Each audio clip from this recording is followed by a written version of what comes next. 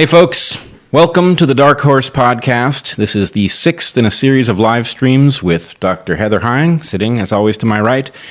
We have some interesting things to discuss with you today, and it is in some sense an unusual podcast. We will start with corrections and then we will get to the part that is in many ways much more personal. I should also add that we are working on technical aspects of the podcast, and so anyway, this is a painful process. We are discovering all sorts of wrinkles that need to be ironed out of our system. Hopefully, we will have fewer dropped frames today and better continuity with the sound. I will try to remember to speak into the microphone, which sometimes I don't do when I'm looking at my lovely wife. So if you have other observations that we ought to know about, please don't be shy about sharing them, and we will attempt to refine this process as we go. All right. As far as corrections go, we have a few things to discuss. First, I had a number of people tell me that we had it wrong with respect to whether or not urine is sanitary. And I would have to go back and look at exactly what we said. Sterile was the word that we used. Sterile. Okay. So I think the problem here, there is a correction that needs to be made, which is that it certainly can't be considered sterile. There are, in fact, things that are transmitted in urine. They tend to be difficult to transmit that way, but they have been cultured by people who have looked for it. That is to say, there is bacterial load in urine, there is bacteria in the bladder. At some point, it was imagined that maybe there wasn't, but and there's more bacteria in the bladder and urine of people with current urinary tract infections, but there's always some bacteria in even the healthiest urine. The issue, though, comes down to one of extremophiles and evolution. So while urine is not sterile, it does have some sanitizing properties by virtue of the high salt content. And it is not that things cannot adapt to the high salt content. Clearly, urinary tract infections manage it. But it is difficult to evolve those things, and to the extent that things evolve resistance to extreme environments, they have a difficult time with normal environments. So there's a trade-off there, and this explains why it was the Maasai who utilized cow urine to wash their hands. There is some sanitizing capacity there, so it's a partial correction in that case. And it's certainly more useful as a sanitizer than any other bodily excretion I can think of. Wow, okay. Well, I mean, yes, you could go gross with that, but you could also say, okay, spit, does spit work? No, right? And, anything, blood, no. Yep. Feces, obviously not. Right. Okay, good. Second, some folks challenged me. I was asked what sort of preparatory materials did I leave when we moved out of Olympia and to Portland? And I mentioned off the top of my head compressed air and the tools that go with it. And I had said that this could be useful in the event of a collapse scenario. And many people said, it's a terrible idea. It's too hard to generate the pressure. And to an extent, they're right. And in fact, we have switched over to battery-powered tools, which in many scenarios are just simply so far superior to air-powered tools if the power goes out that it's no contest. But I would point out that there are many different collapse scenarios, and battery-powered tools are great if what you have is a short-term collapse scenario where things go back to normal after a few months, let's say. In the event that civilization actually came apart, your batteries would die, your tools would become useless, and there'd be no way to power them alternatively. So it really depends on what scenario you're preparing for, and one of the difficult things for people who are interested in preparing for all sorts of unforeseen outcomes is trying to figure out what the kit is that you want to assemble that covers you for the maximum number of scenarios. And so things that are belt-driven and can therefore be driven by something like a bicycle are desirable from that perspective, even if they're not ideal from the perspective of actually the amount of work it takes to get power out of the tools. All right, third thing, has to do with smallpox blankets. And I said that the stories about smallpox blankets being delivered to natives of the New World were apocryphal, and indeed they are when it comes to the conquistadors. There are a couple of credible instances where this took place on the American frontier, where it is more often invoked. Mm-hmm. It was apparently not a widespread practice. It's not that this was something that accounted for the massive outbreak of smallpox across native populations. That was just simply the confrontation between this novel pathogen and a population that had no evolutionary preparedness for it. But nonetheless, there are a couple of credible instances. It's well worth looking into. And the final correction that, I've got a few. Oh, wow. I have one more, and then whatever list you have. Mm-hmm. The final one has to do with the focus of the last live stream was on the question of whether or not hypoxia and depletion of iron and porphyrin from hemoglobin was more credibly the cause of the symptoms in the COVID-19 than is simple viral pneumonia. And I don't have a correction here. I think what we said turns out to be important, but what has emerged is a tension between doctors who are seeing different things. And we have doctors who are seeing the failure of the blood to transport oxygen as a primary driving force, and there are other doctors who say, no, in fact, this really does look like pneumonia. And the piece of evidence that I heard marshaled against the hypoxia argument, or the primary hypoxia argument, was that the dissolved oxygen in the plasma is the blood absent the cells, the plasma doesn't carry very much oxygen, but it carries some. And were it simply the failure of hemoglobin to be transporting oxygen, you would expect the plasma oxygen levels to be normal. And in fact, they are not normal in the case of some of the doctors who are arguing against the hypoxia as the driving force here. And the point is that is more consistent with oxygen failing to cross from the lungs into the bloodstream rather than the blood failing to carry oxygen.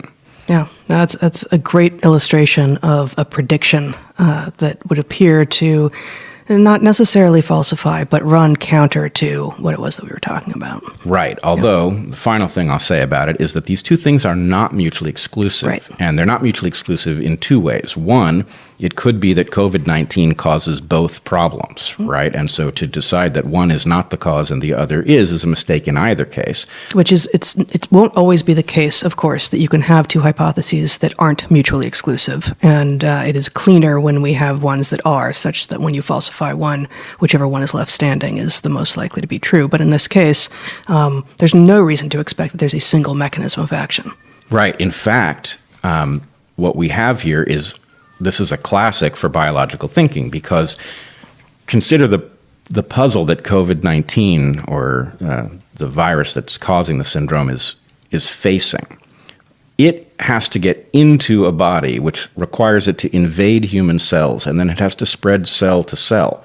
But the particular site that it invades and the cells that it skips to have a lot to say about the symptomatology from the point of view of the patients and the doctors who are seeing them. So you shouldn't expect that this virus causes one set of symptoms. A lot is contingent on the exact path it took to get to the place where the doctor first sees the patient. So it is actually quite likely that different doctors are seeing different things. That could be the result of genetic variation between strains of the virus.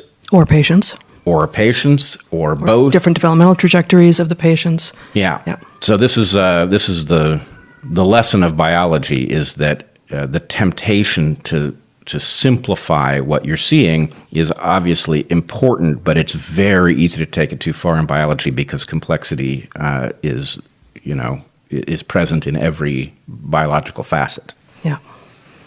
Okay, so the corrections that I had, we already covered one about urine.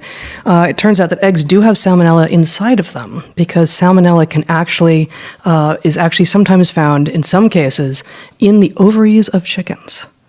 And so, yes, most of the salmonella is coming from the surfaces of eggs. And if you wash the surface of your egg just before you break it, you are much less likely to get salmonella. But it is sometimes inside of the egg from the beginning, which is news to me. To me as well. And then the final one, was with regard to UV light and viral decay. You had raised the question in light of something I had said earlier about isn't sunlight a great disinfectant, to something to that effect. And I had said, actually, it seems like it's UVC that's the best route to decaying viruses and such. And it turns out I had just received a paper that I had not yet read, which called The Influence of Simulated Sunlight on the Inactivation of Influenza Virus and Aerosol. So this is about influenza virus, which is not a coronavirus, but it is a virus. And it's a simulation. But what they find is indeed that the half-life of viruses, of the influenza virus in a dark room is something like half an hour, whereas in full intensity against simulated sunlight, it's 2.4 minutes. 2.4 minutes. 2.4 minutes compared to a half an hour for the half-life, basically the how long it takes for half of the virus to decay and become inactive and incapable of being active in full sunlight. Well, then, I'm proud to say that the DarkHorse podcast is the first place that you will hear that simulated sunlight is the best disinfectant. That's excellent, yeah. Interestingly, this will be, our topics today are going to be about death and also peer review. And this is not related to the death topic, but this article, which is in the Journal of Infectious Diseases, is actually published in 2020, but it is not. It went through peer review, over the last probably year or two. So it just happens to have been published, and in the log of publication, to emerge just as this global pandemic is hitting, which is just an accident. Most everything that we are hearing from scientific research right now about the SARS-CoV-2 and the disease it causes, COVID-19 pandemic, are on preprint servers and are just coming out fast and furious. And it's up to us, everyone basically, to assess whether or not it's true or not. All right. We will return to that topic when we get to the question of peer review later on. Yeah. All right. How would you like to... Do you have something planned with respect to how we... Not exactly. I mean, I have some things I want to say, but if you wanted to start, go for it. Yeah. How about I do that? Okay. So today is a somber day for us. That is the anniversary of the death of Heather's father 7 years ago. It's hard to believe it was 7 years ago. Yeah.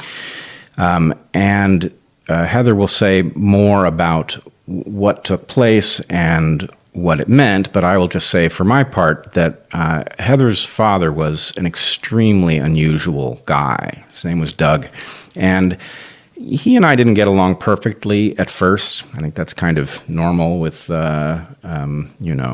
fathers and their daughters, and their daughters would be boyfriends and all, but ultimately, we came to be quite close, and I must say, I still, in some sense, have not reconciled myself to his death. He is somebody we comment on frequently. Given all that we've been through in the last few years, we've often wondered what he would make of it, and we really wished we had his perspective. He was Heather will tell you more about his professional background, but he was a computer scientist who was regarded as a mentor by many, which was interesting. We discovered that in a sense after he was gone, when people told us what their relationships with him had been, but he was a man of very few words. He was an excellent teacher, but it was not primarily about him telling you what to do. He taught through other ways, and one of them was by illustrating. So we miss him a great deal, and we are very much still grappling with the loss. Yeah. So a tremendous number of people are dying now in the U.S. From COVID-19, and it's possible that there are slightly fewer deaths from a few other sources because of the lockdown. But by unfortunate happenstance, there are two other deaths that in our world this week, and maybe we'll say a few words about at least one of those at the end of this. But knowing that this was coming that we were due to do another live stream on the anniversary of my father's death, I was thinking about it in light of what it might tell us about what the deaths from COVID-19 are doing to people, and how particularly this disease, which of course my father knew nothing about, having died 7 years ago, is affecting people in ways that is hard to quantify, but pretty easy to qualify if you start putting stories together. Did you say that the two deaths in our world were not COVID-19 related? Yeah, we so far have no one that we know directly. There's a couple of second order, we know of some academics and such who have died from COVID-19, but the two people who died or experienced deaths this week had nothing to do with COVID-19. So in 2012, Bret and I were both teaching at Evergreen, and it was an early spring morning, and for some reason I'd gotten up very, very early and was building curriculum for the day. It was maybe the first week of spring quarter, and the boys were asleep and Bret was asleep, and my phone rang, and normally I wouldn't have been up at 6:10 or so. It was my mom, and she said, "Your dad's having a heart attack. The paramedics are here. I don't know what to do." My parents had moved to Olympia the year and a half before, to be near us and their grandchildren. And I ran upstairs to get changed, and Bret woke up and said, "We're waking the kids, we're taking them." And I said, No, we don't need to. And you said, "Yeah, no, we need to take them over there." And you drive fast under normal conditions, but you drive as fast as I remember you driving to get to my parents' house. And there were 3 emergency vehicles in the driveway. Again, it's long before dawn at this point. And I said, "Bret, stay in the car with the boys. I'm gonna run in." And you wanted to see what I wanted to see what the situation was. was. Our kids were at that point almost 9 and 7, and I just didn't want them walking in on a scene that was really gruesome. And I went to the door, and it was locked, which was strange. And I banged on it, and my mom opened the door, and there's my dad. My dad was a big guy, 6'2", and big. He was on the floor, and there were 7, 8, or 9 first responders there, EMTs and firemen, working on him. And my mom was standing there with the main guy, and she came over to me and said, "He says your dad's gone. They've been working on him for 20 minutes, and he's had no sign of life, and he's gone." And I started crying. I hugged her, and then there's a knock on the door, and it's Bret with the boys. He's come with them. And the EMTs, we open the door, and they see these 2 children in the doorway. And I tell them, "Your grandfather's died." And they start crying. And the first responders keep working on my father, and they bring him back.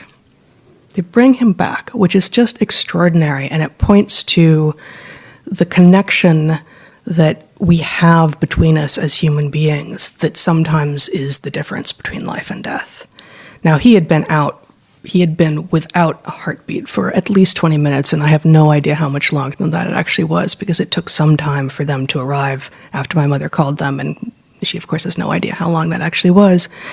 But they then got him to the hospital, and Western medicine just did wondrous things for him over the next 7 weeks in the ICU. 7 weeks in the ICU, out of the ICU a few times, but mostly in.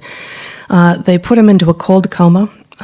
They basically dropped his core temperature to, I don't even remember what it was. It was like 92 degrees, I want to say, but I don't remember. I didn't look it up. The idea being based on just empirical results that people who die in, people who almost drown in cold water tend to have better results cognitively later on than people who almost drown in warm water. That the slowing down of all biological and chemical processes basically stops damage as well, slows damage as well. So they put him into this cold coma, and the amazing cardiologist whom we spoke with in the hospital that morning said, "Any outcome is possible. You may never interact with him again, and he may get up and walk away from this and be fine. And we really can't say. At least we can't make any predictions at all until we begin to pull him out of the medically induced cold coma in 24 hours or so. He was, I wouldn't say, just to jump forward, not to tell the entire story here, but I wouldn't say he was 100% after he came out of the ICU 7 weeks later, but he was really close. And he went through open heart bypass surgery. He was on a heart and lung machine. This kind of medical intervention, which is extraordinary and saved my father's life a number of times during that spring of 2012, was remarkable. And so yeah. I must say, I was never sure whether the little bit that he didn't seem to come back was the fact that he was so shaken by what had happened to him, and that, you can imagine being in his shoes, you would always, every time you forgot something, you would wonder, was that some capacity I lost? So there was a way in which he was shaken. Yeah. I never saw anything that actually caused me to think, he's definitely lost some capacity. Yeah, I agree, I think, mostly. He was I don't know the lingo because I don't play bridge, but he was a extraordinary bridge player who was still playing in, and I think winning some tournaments in that year after he had been in the ICU for 7 weeks. I had some questions for him about our taxes, and I worked on taxes with him, and he seemed to be his usual intact self. But now fast forward, so we all, my mother and our boys and us, got another year with him. And it was such a gift. And it was, in part anyway, given to us by not just those amazing EMTs who continued working on him after they had said there was no hope, but also the remarkable medical intervention by the people at the hospital, by the doctors at the hospital at St. Pete's in Olympia. But by the beginning of 2013, all the same issues that had been plaguing him before were coming back. He had long-term heart damage. He had, chronic obstructive pulmonary disease, COPD. He was overweight. He was a drinker. He had all of these. He had all of these. I guess they're comorbidities, right?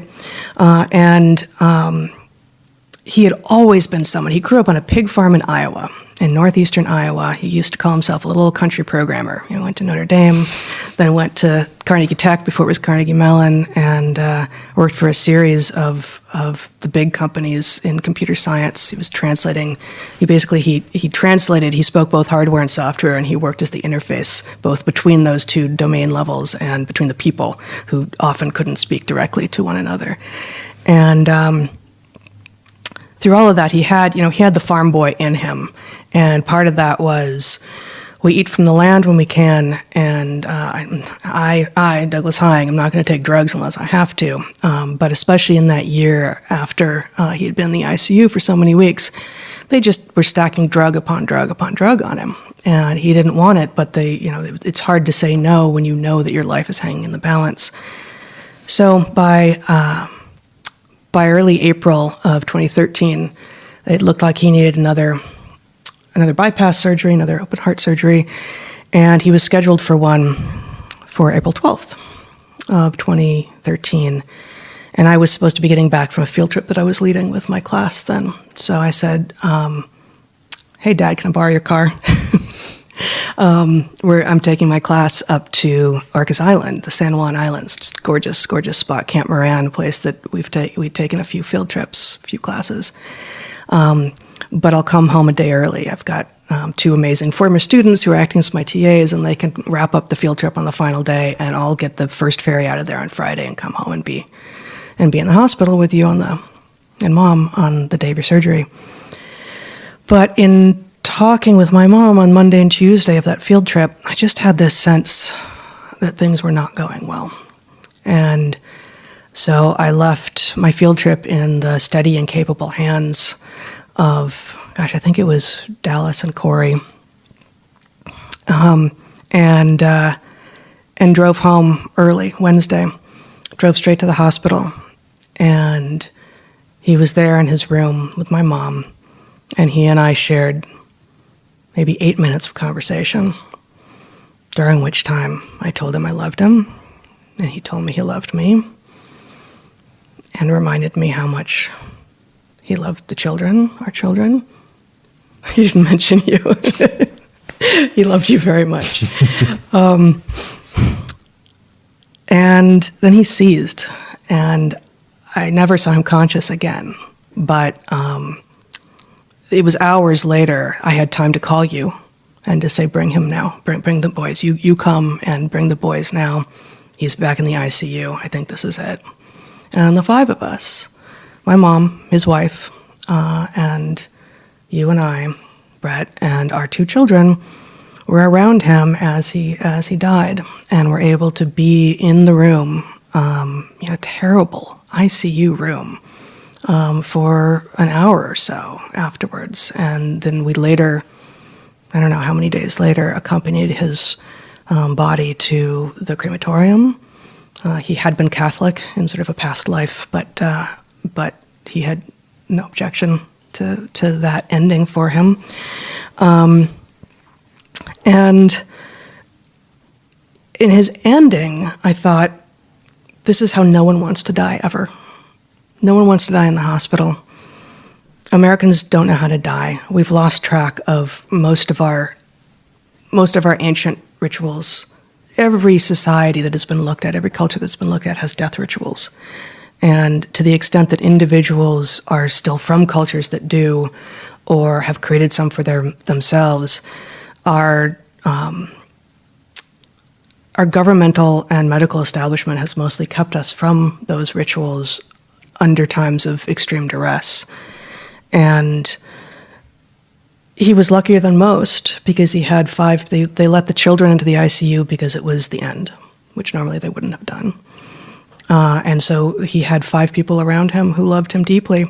But people dying of COVID-19 generally don't have that at all. And that loss of contact between humans is so profound and so extreme, and it must be so alienating and isolating and lonely.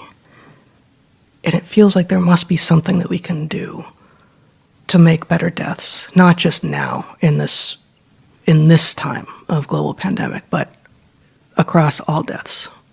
Yeah, it's really a difficult problem, too, because so many deaths now take place in the hospital. And obviously at this moment, if you can avoid being in the hospital, it's exactly the last place you want to be, just from the perspective of catching this virus. So, yeah, obviously it can't be the same priority level as figuring out how to treat people and prevent them from dying, but there are going to be deaths, and, even deaths from other things under these circumstances are just so compromised by the regulations around who can be where. Yeah, that it does need to be addressed. I have an interesting list here of ways that death is celebrated.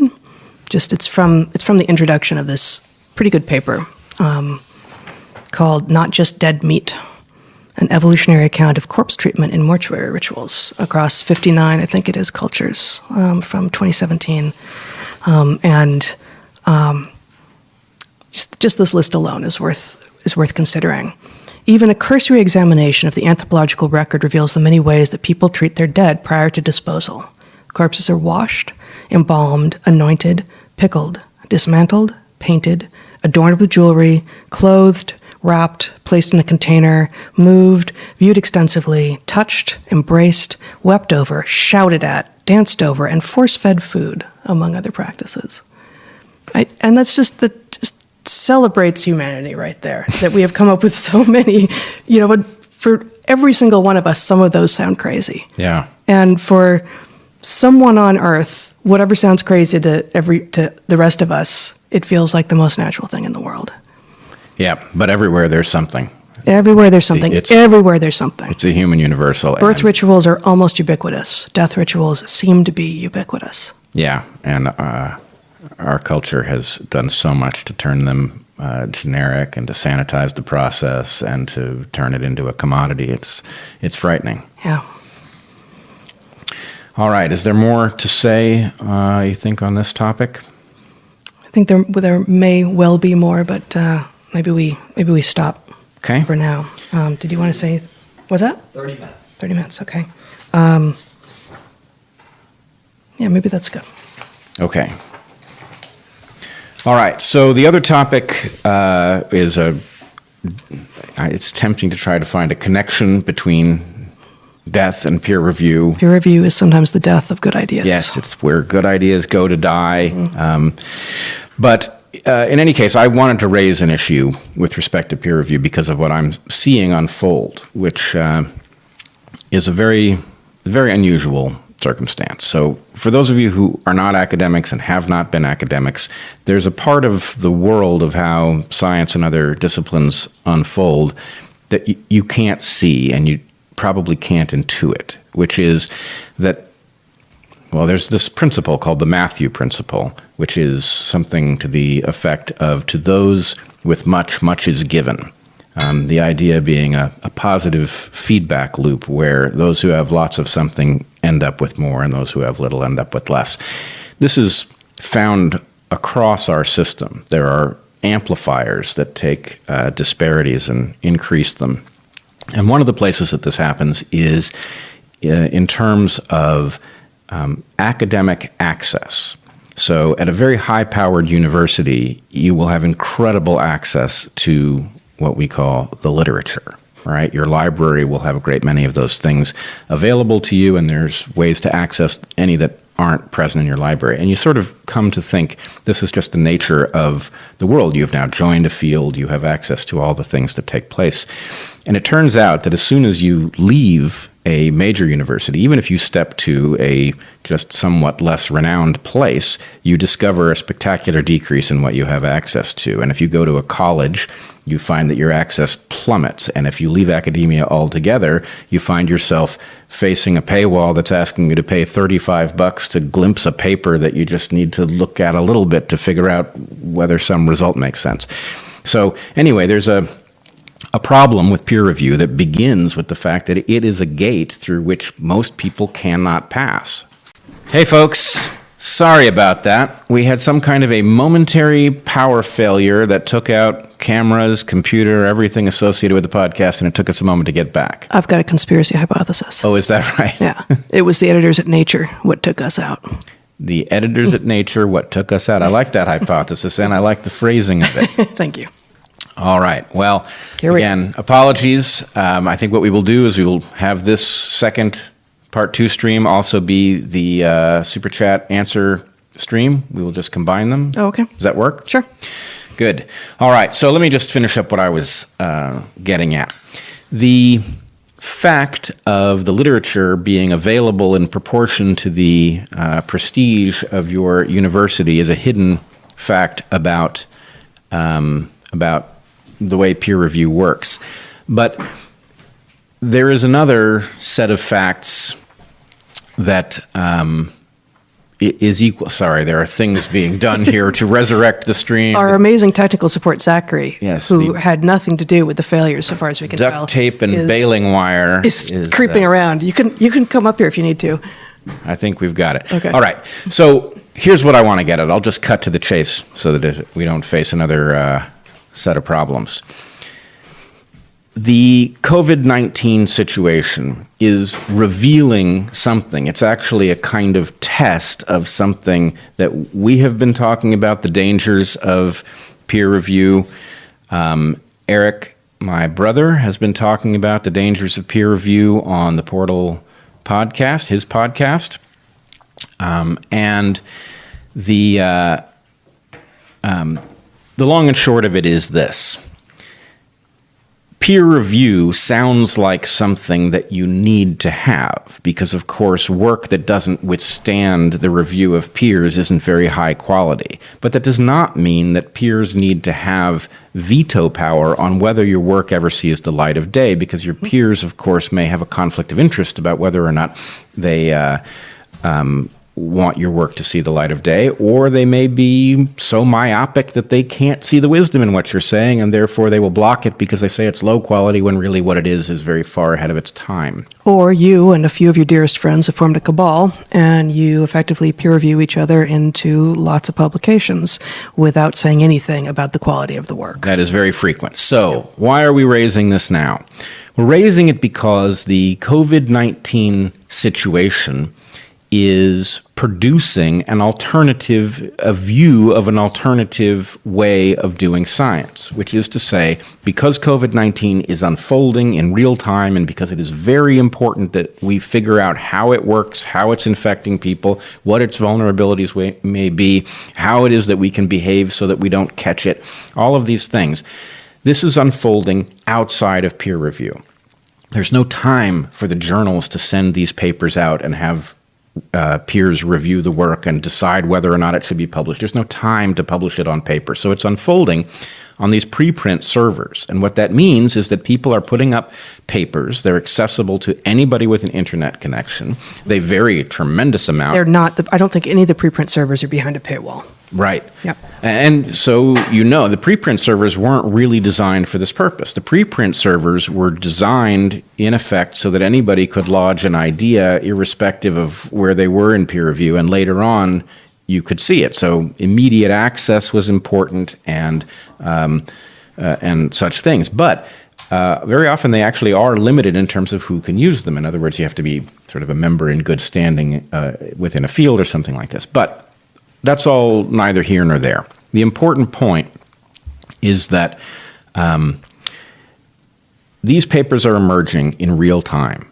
Every day there are new papers available that discuss the mechanisms at work with the virus, the symptomatology of the patients, the epidemiology, all of these things. They are accessible to anyone. Most of us do not know who these authors are, so these things are now being broadcast to something much larger than a field. They're being broadcast to anybody who has a scientific interest in understanding how this thing works. And it is effectively the proof that this does function, that the fact of no quality control on these things is not creating a hazard, it's creating an opportunity that we can now, you, the public, if you want to, can tune into the dialogue between, let's say doctors who are seeing symptoms that are somewhat inconsistent with each other. You can tune in as the virologists are discussing the similarities of the receptor molecules in one virus versus another.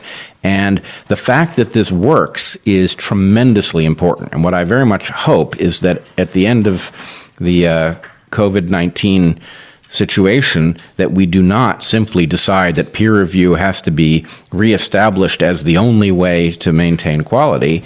What I hope is that we will recognize that we've discovered that, in fact, peer review is the abomination many of us think it is, and that it should be replaced by some sort of open source alternative. Yeah.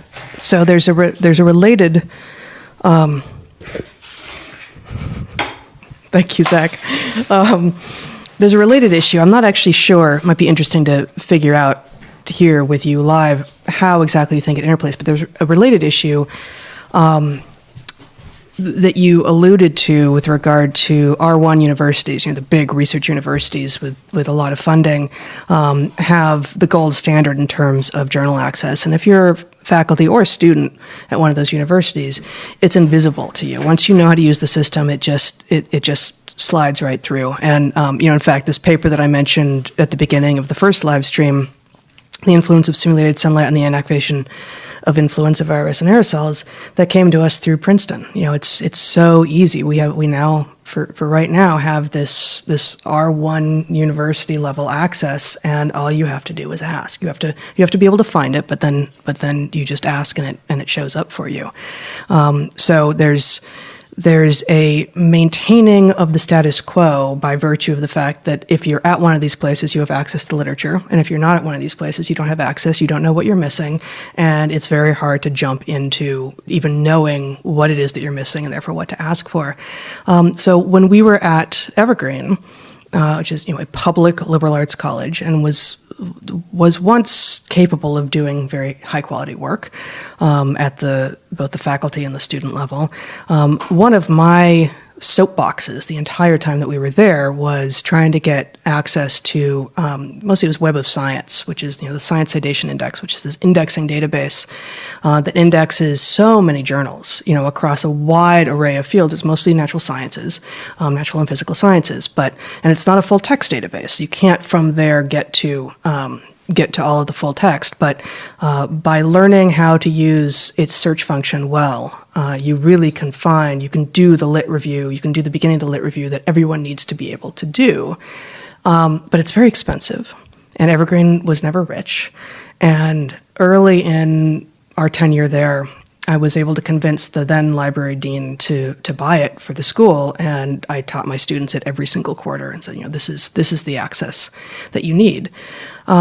And then it got cut a few years before we left, a few years before we did get cut. And the argument made to me, obviously ultimately it was a financial argument, it was expensive. But the argument made to me by some of the people within library administration there was basically, as a researcher, as a scholar, as a faculty member, there are only a couple of journals that you are probably interested in looking at anyway. What the hell do you need all this really broad access for?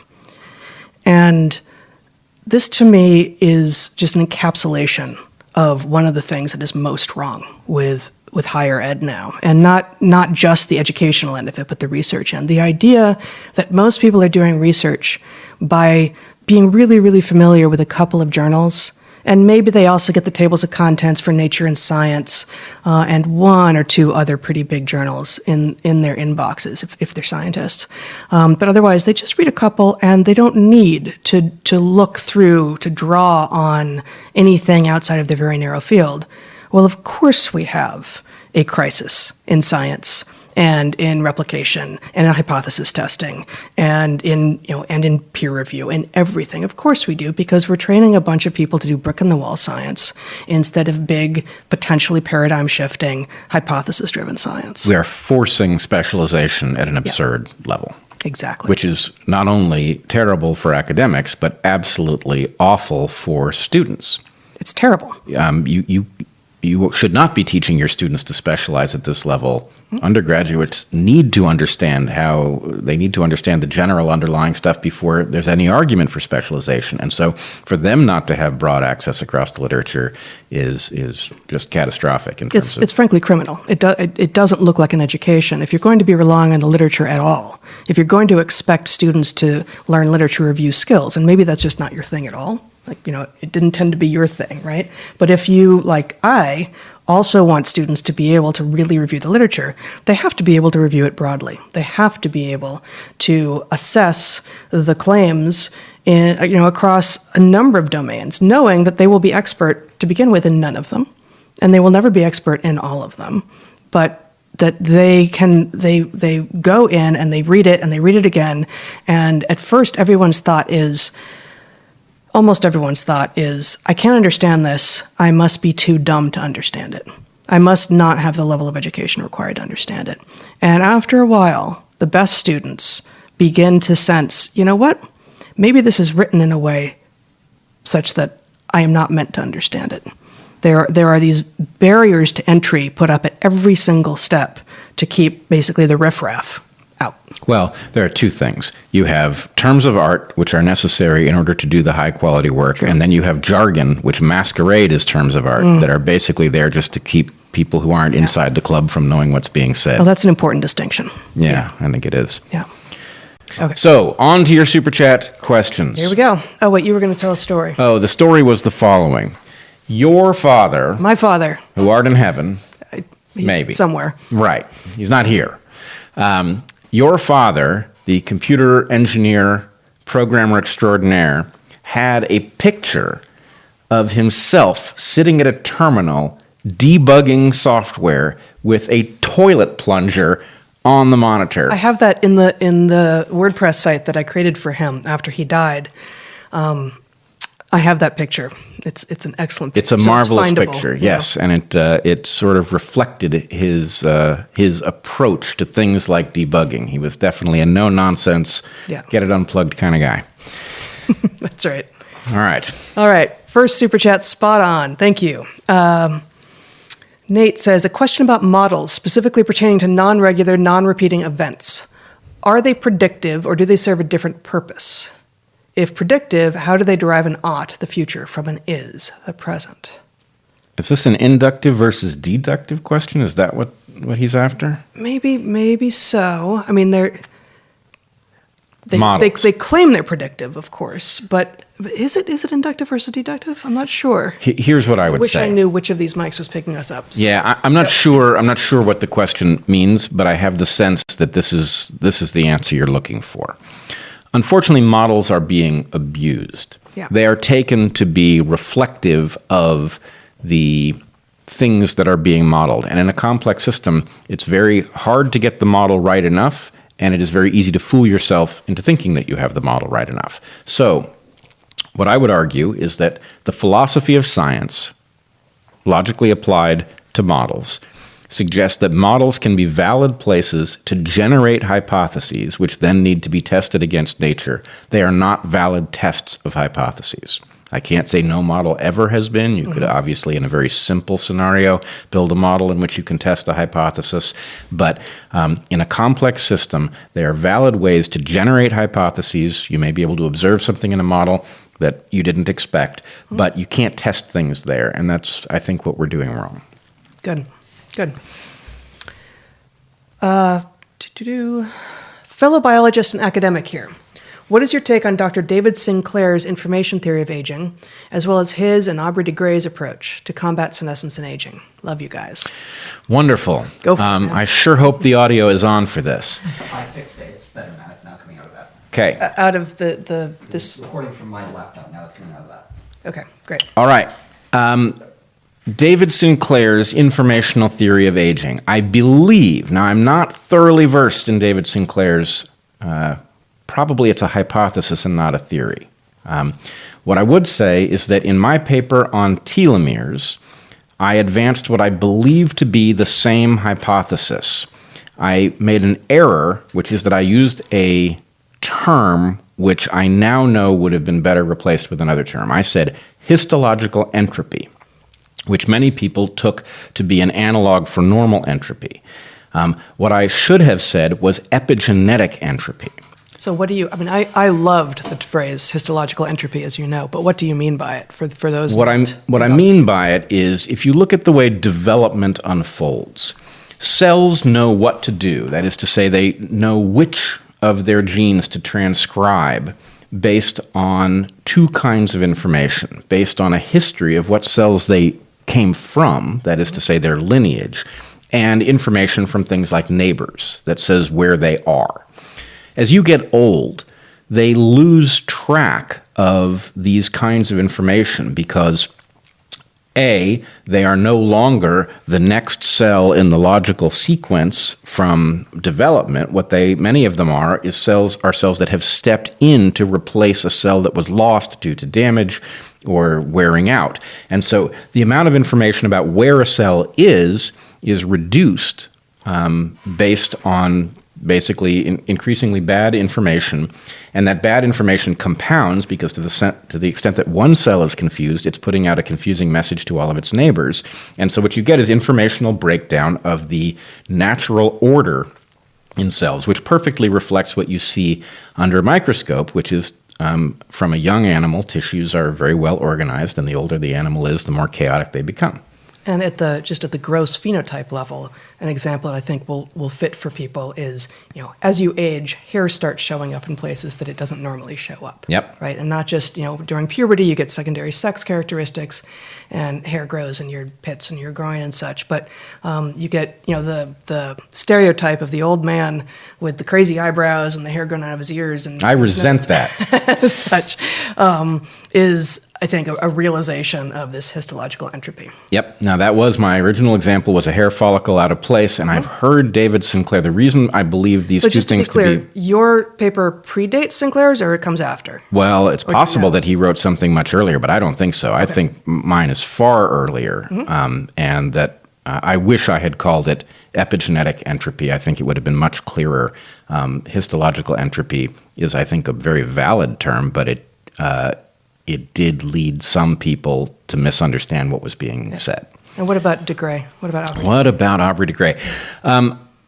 Aubrey de Grey's perspective, I'm basically just repeating what he has said, is that the failure of the human body due to senescence is effectively an engineering problem, and that if it is addressed as an engineering problem, it has a small number of causes, and that if we address those causes one by one, lo and behold, we will defeat aging. And I agree with him that if you do defeat aging, that living 1,000 years becomes readily within shooting distance. Where we disagree is that the fact that it may technically be an engineering problem has anything to say about how tractable it is. And in fact, years ago, Technology Review out of MIT ran a contest for any academic who could show that de Grey was not worth taking seriously. And I did not yet have my PhD. I don't think I was taken very seriously by the judges, but my point... But you submitted. Oh, I did submit one. Yeah. And my point was, okay, so aging is an engineering problem. Here's another engineering problem.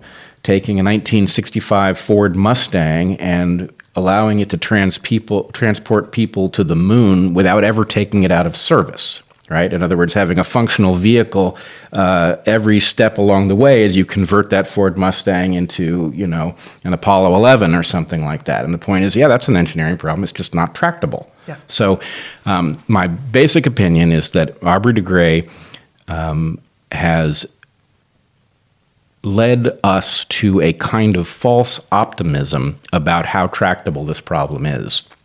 I also, in my response to him, took him to task for having essentially no plan for addressing the informational breakdown of the mind.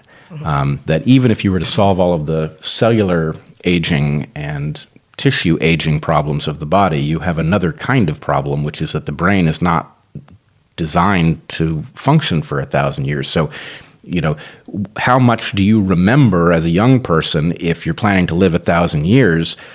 You may be so forgetful as a young person that it's not worth it. That's right. The algorithms that work for memory for an 80 to 100-year-old lifespan will be very, very different. Yeah. If the primary treatment is ventilators, which are 20% effective, why do models show massive deaths in an overrun medical system? Shouldn't the increase be 20% at most? Can simpler care be performed at home? Could you do that one more time? Yeah, I think that there's a couple logical leaps here that don't quite track. If the primary treatment is ventilators (parentheses 20% effective), why do models show massive deaths in an overrun medical system? Shouldn't the increase be 20% at most? Can simpler care be performed at home? You get it? I feel like maybe there's just some words missing. Maybe it's not logical leaps, but I'm not quite tracking what the question is. The primary treatment seems to be ventilators, which, as we talked about last time, may not be the right tool to be using. I don't know where this 20% effective number is coming from.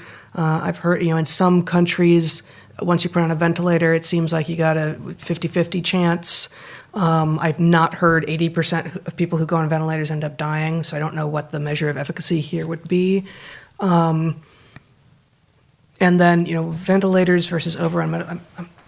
You have something more here? I don't really. Okay. I think at some level the question comes down to if the failure of the system because it's overloaded is the cause of death, then we should be able to estimate the degree to which we have a higher residual than expected based on how many ventilators we can't find for people. Mm-hmm. But I don't quite get how.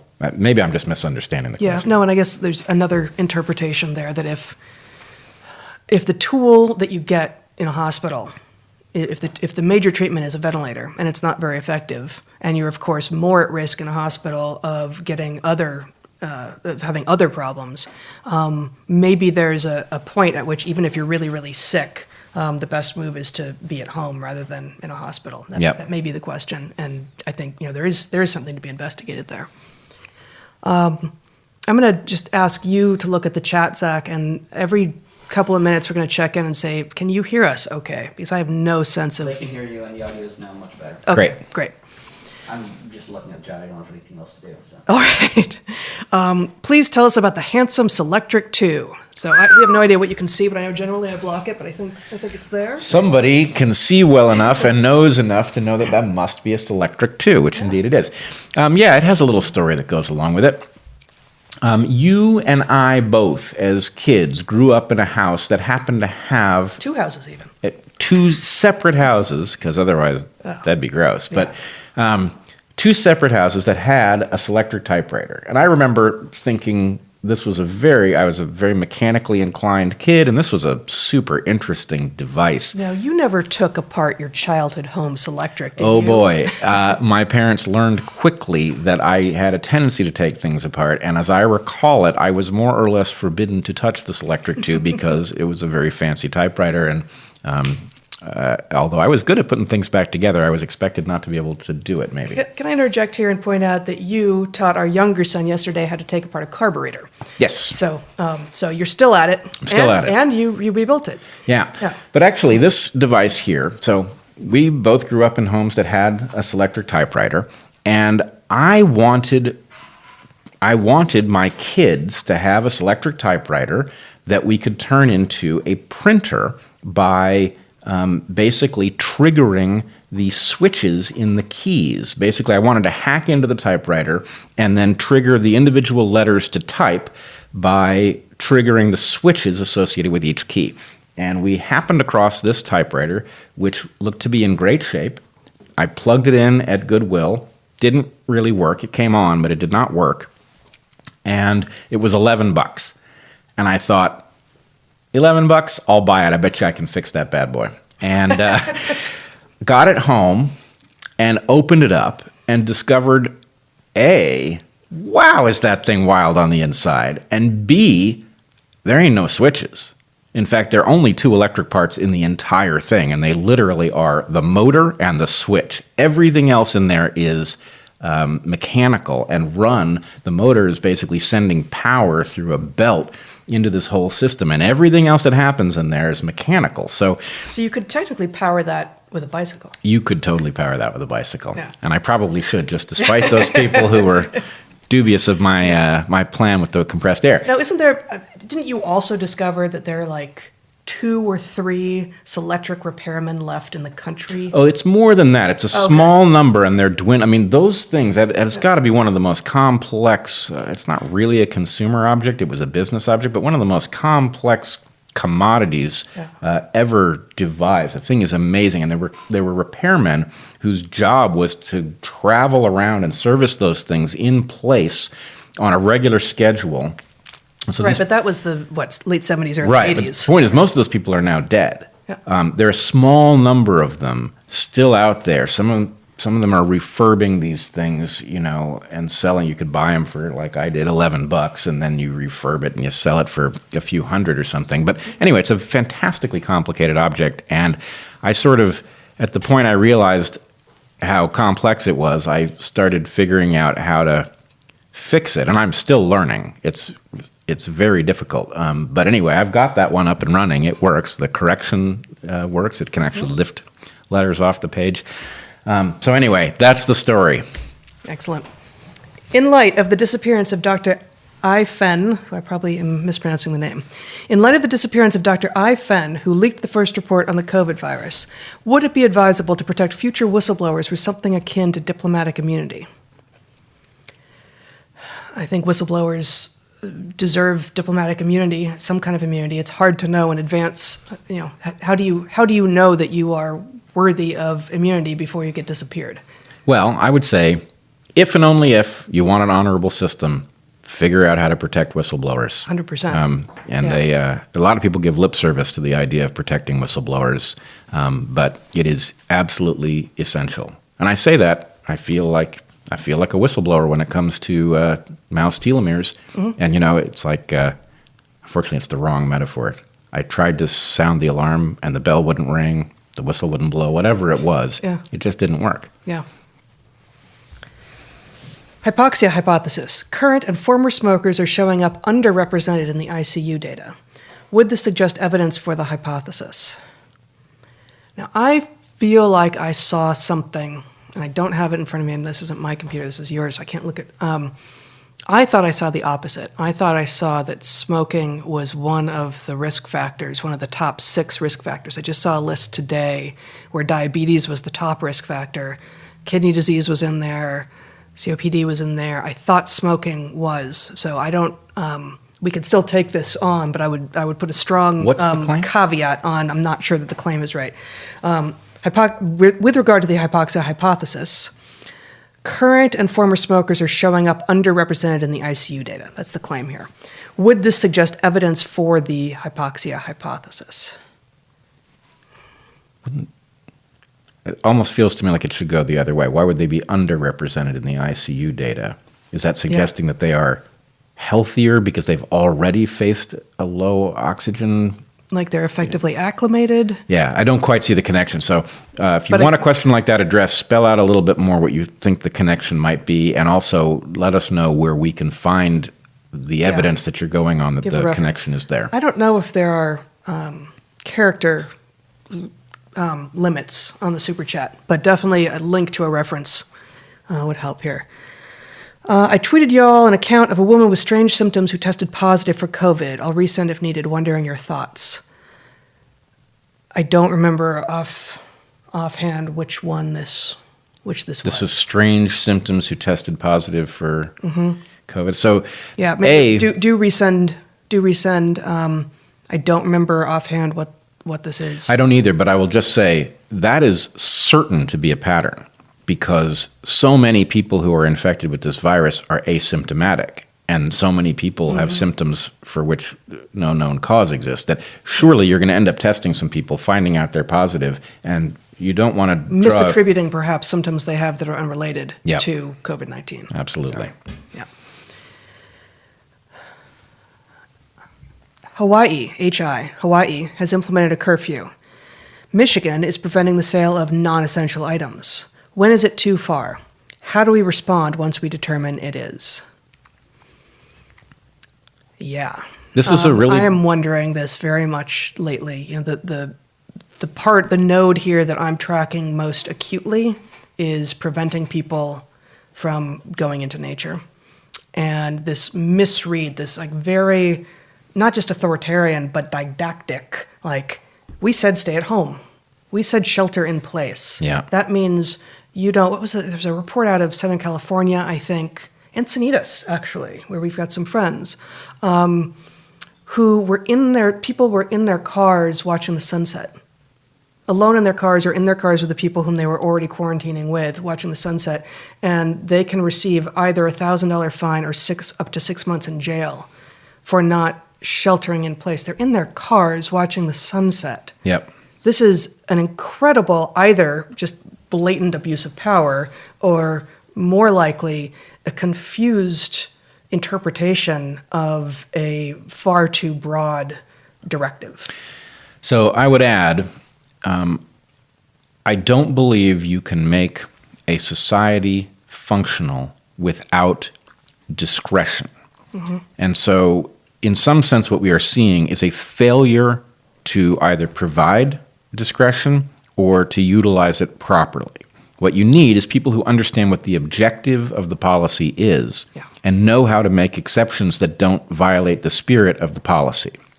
And so to the extent I don't remember where I encountered it might even be a friend got evicted from a public park. They were sitting on a bench alone, 50 feet from the nearest person, and they were apparently told that they were in violation of the law. And the fact is,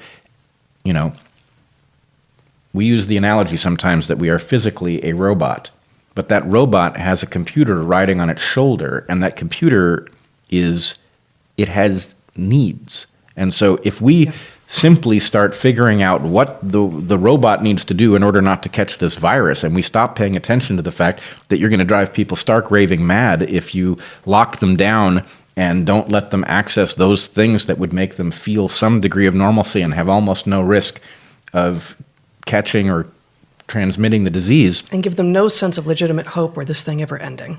Yeah, then, we're going to create a catastrophe. And also, next time this happens, we in the Northern Hemisphere might be heading into winter, not summer, right? We are in some sense lucky that even if the virus doesn't respond to warmer weather, the fact that people, many of them might have a courtyard they can go sit in or a tree they can sit under, that's very helpful. But we need to figure out how to do this humanely. And that means, the question is apt. When is it too much? No, it's quite apt. It seems like it is too much.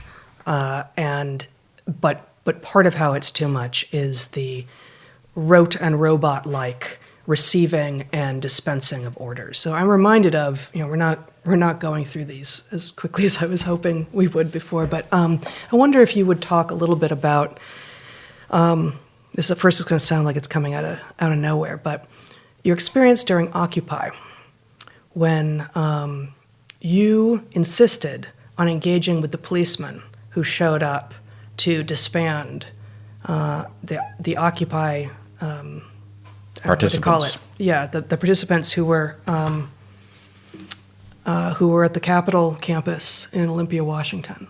And there were a number of our students who were up there with us, and then I think on a couple of occasions the police showed up, and so I left with our children because it was important that if people were going to be arrested, it didn't happen to both. But you talked to the police. Yeah, I thought it was very important that the police understand that they were facing human beings, and there were some bad cops. I remember them. There were some people who were clearly interested in exercising power, and but there were also compassionate people. And that's most of what you interacted with. Yes, and the thing is,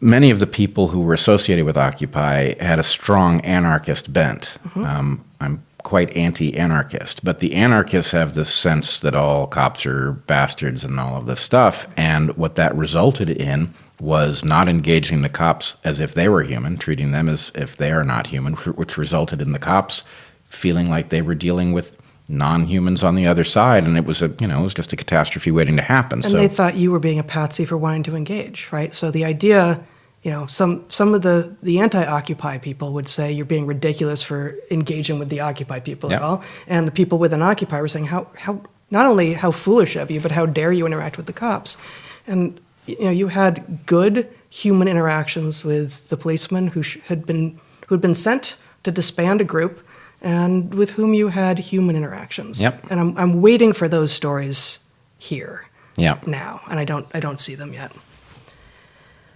There is so much contradictory information being given to us. Wear a mask. Masks won't make any difference. Stay home. Go out and get sun, etc. How do we sift through what will prevent the spread of COVID-19? Well, part of why we're doing what we're doing is so that you will hear how people who have a background in biology and have a lot of experience, teaching students, are parsing these questions themselves. And, if you optimize for zero likelihood of spread, you will end up in a completely paralyzed universe, right? In fact, you'll starve because you won't be able to go out and get food, and at some point your supplies will dwindle. And you'll be psychologically destroyed. You'll be psychologically destroyed along the way. So, in essence, what I hesitate to say this because I don't want somebody to get sick because somebody else makes a bad call, but in essence, what you need is to understand as much as possible about how the virus functions, both in terms of how it invades a person, how it spreads from person to person, and how it spreads across a population.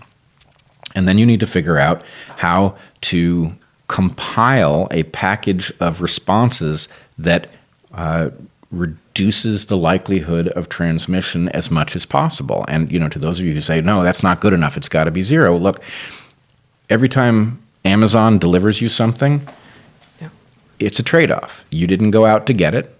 That's good. On the other hand, it could come through your door on the package. And so knowing that it could come through the door on the package means you can minimize that chance by dealing with the package as if it's not safe. But basically, what you need is a model. The model's not going to be perfect, but you need a good enough model that you can then extrapolate and make decisions that are safe enough. And it will never be perfect because the information, what we believe to be true now, not all of that is going to end up being true. Yep. And this will always be a more true statement with something that is evolving as rapidly as not just this virus, but specifically our relationship with it. Bret, I don't understand. I can't see the rest of this question. Bret, I don't understand how traditional evolution, small random mutations, can explain the Cambrian explosion. Is it related to the explorer mode you previously talked about? Please explain in such a way that a software developer understands it. So I've taken a lot of flack from some fairly prominent people over explorer modes, which I find funny.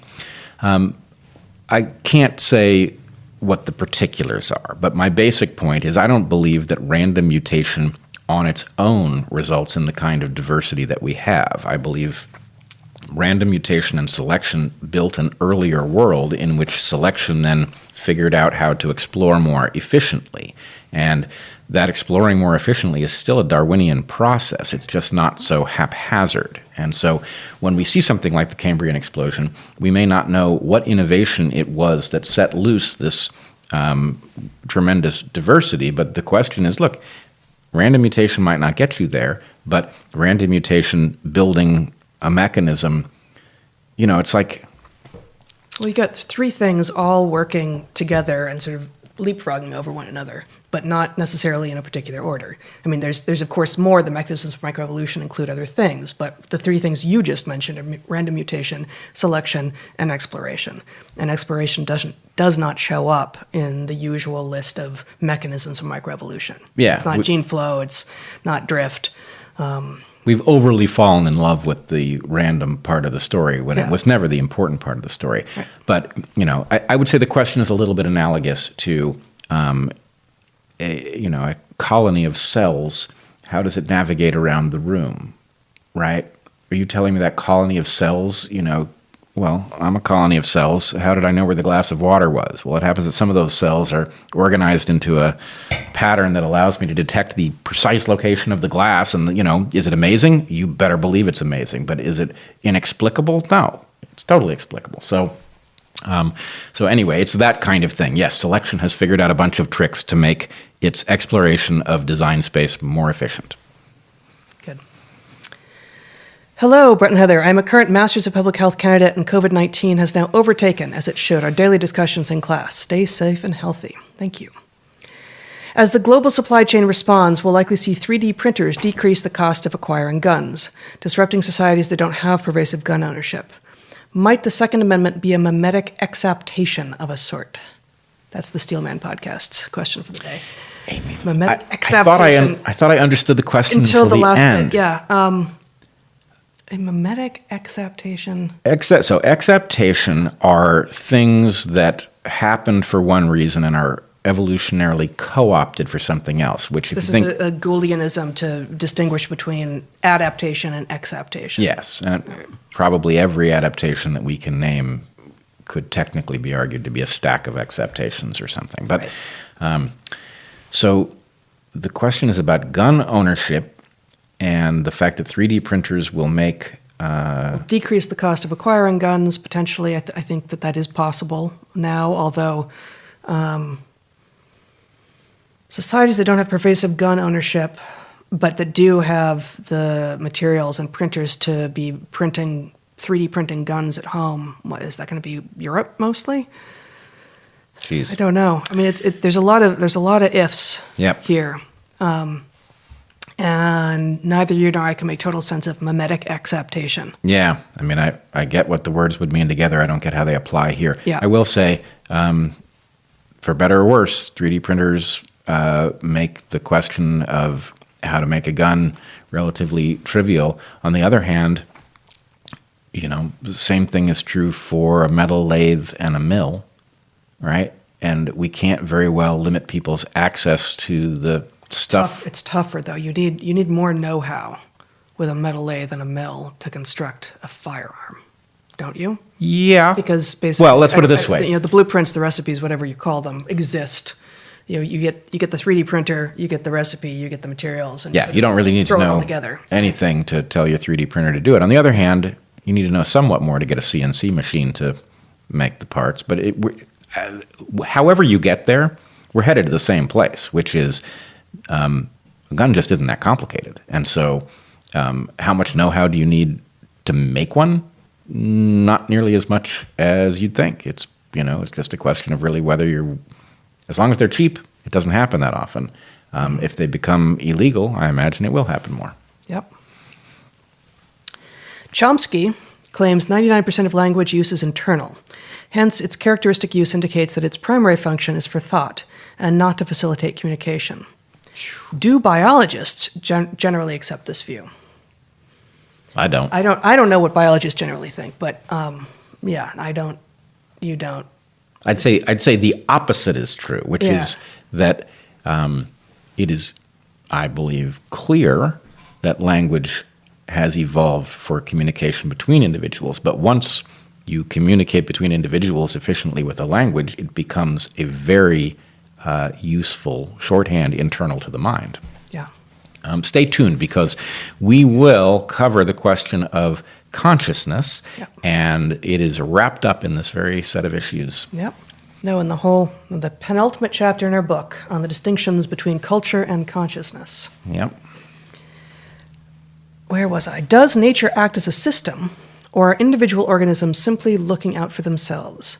In other words, are viruses or diseases a response of the system to the overpopulation of a certain species?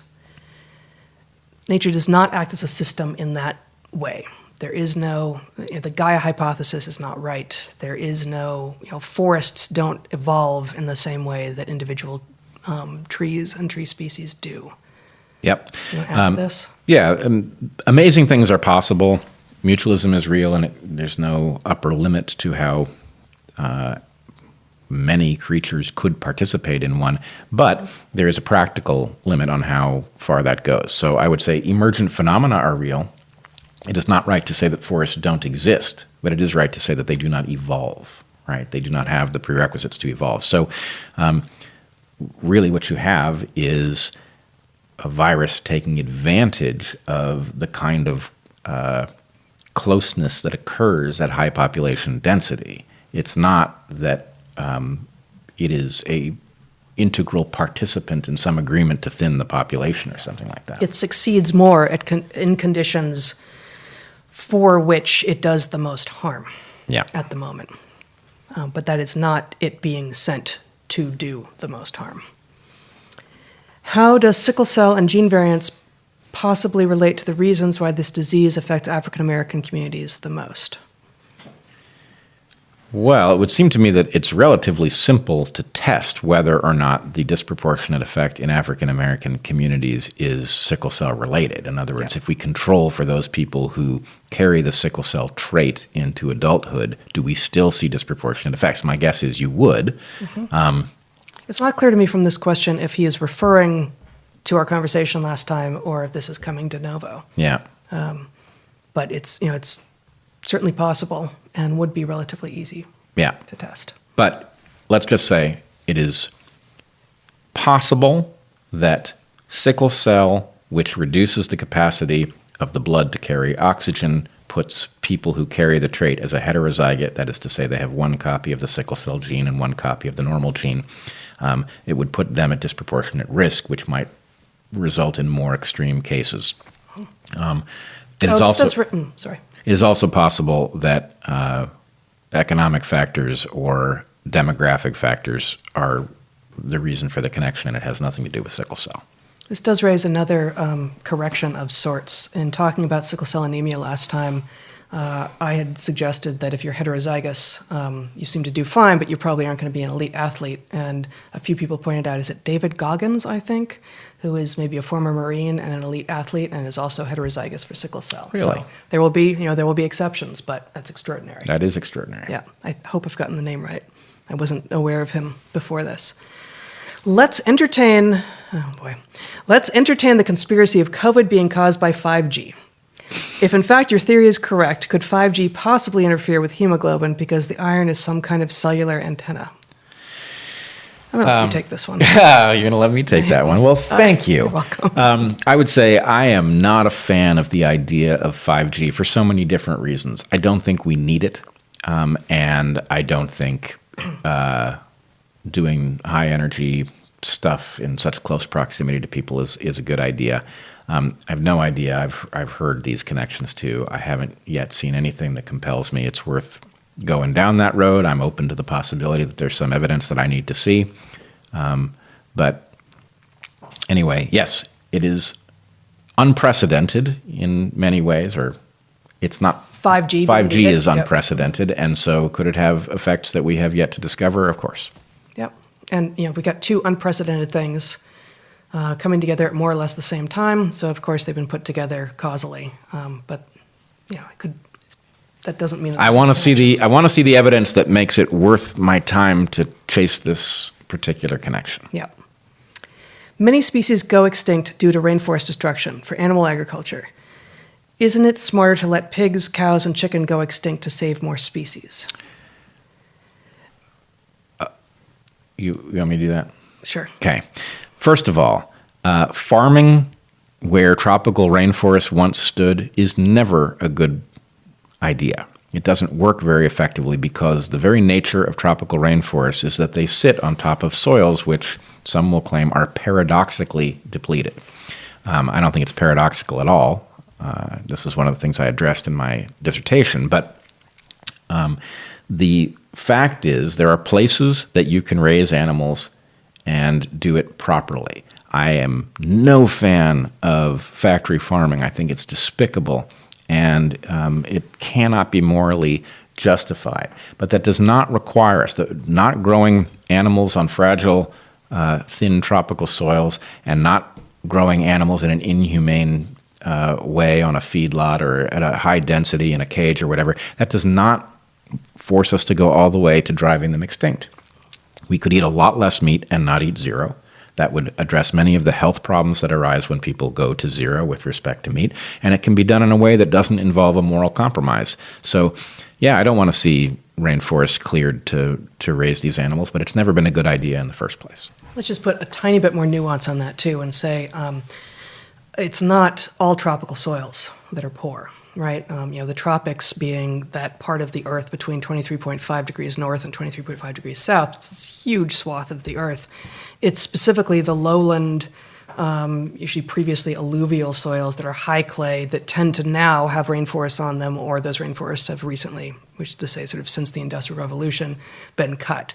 But there are plenty of areas in the tropics that have rich soils, anything that's volcanic, the entire Andes and the Cordillera through Central America, for instance, have higher quality soils that can withstand both plant farming and animal agriculture without destroying the soils inherently. Mm-hmm. Okay, regarding your concept of metaphorical truth, why use the word truth when useful or advantageous would do? Why create different kinds of truth? Well, I think the long and short of it is lots of people seem to have preferences for how we describe things so that we don't tread on their particular sacred belief. And I do think that while what I call metaphorical truth is not true in the same way that scientific truth, literal truth, laboratory truth is true, that when something is true enough to be the difference between life and death, that it is actually unfair not to use the word. So my go-to example would be the Moken people of the Andaman Sea who survived the tsunami, the Boxing Day tsunami, as a result of a myth told around the campfire about something called the lagoon that seeks to taste human flesh. And anyway, it was a perfect warning for the tsunami. And my point is, as far as we know, no Moken people died from the tsunami, right? That's an incredible track record given how closely associated with the exact epicenter of this of the earthquake that caused the tsunami that they were.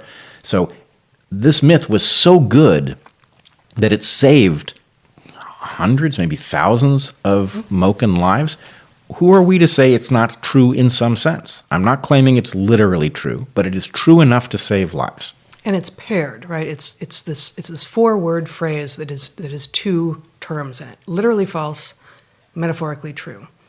And it allows people to go into myth and say, okay, no one outside of the Moken people believe in the Lafoon. Is that what it's called? It's Lafoon. And yet you can objectively observe the survival rates of the Moken compared with other people the same distance from the epicenter of the Boxing Day tsunami, and say, well, something in that belief was so effective that it saved all of their lives. Is the story of the particular god that got angry true? Those of us with a scientific sort of post-Enlightenment worldview would say no, but it created such the right behavior that is literally false, metaphorically true. It's the pairing that is important. I agree it's the pairing. I know we need to move on, but I want to say one other thing, which is I am fond of the idea that for most of us, leveling up tends to come in the form of a vindication that is tied to a bitter pill. And my feeling about the pairing, as you put it, between literally false and metaphorically true is that if you find yourself on one side of this divide or the other, it's those two things. You get a vindication and a bitter pill, right? Metaphorically true is a vindication for people who have these metaphorical beliefs and want them treated respectfully. But it comes right after the phrase where they're told, no, that's literally false. It's literally false, metaphorically true. And until you deal with the package, you're taking license that you're not entitled to because both things are true. Good. Keep up the good work. Thank you. Thank you. Please come to Pittsburgh and have coffee with me. I'd love to sit down with you both. I hear that Pittsburgh is gorgeous. So maybe we'll get to Pittsburgh. My father was in grad school in Pittsburgh many, many years ago. Yep. Yeah. Pittsburgh is now not a place we can go because there are people there and social distancing requires that we... It's true. Yo, Matthew Principal Blues, love the discourse, love from Scotland. Look here, Bret. Please discuss the potential connective strand of meaning between your latent programming versus Jordan Peterson's Jungian shadow. That was like poetic word salad. Yeah, well, yeah, I can't. At the very end, it got less. Yeah, what are the two things that... your latent programming, which yeah. is not a phrase exactly that you use. I don't think he's talking about mine. I think he's talking about our latent programming, right? Discuss the potential connective strand of meaning between your latent programming versus JP's Jungian shadow.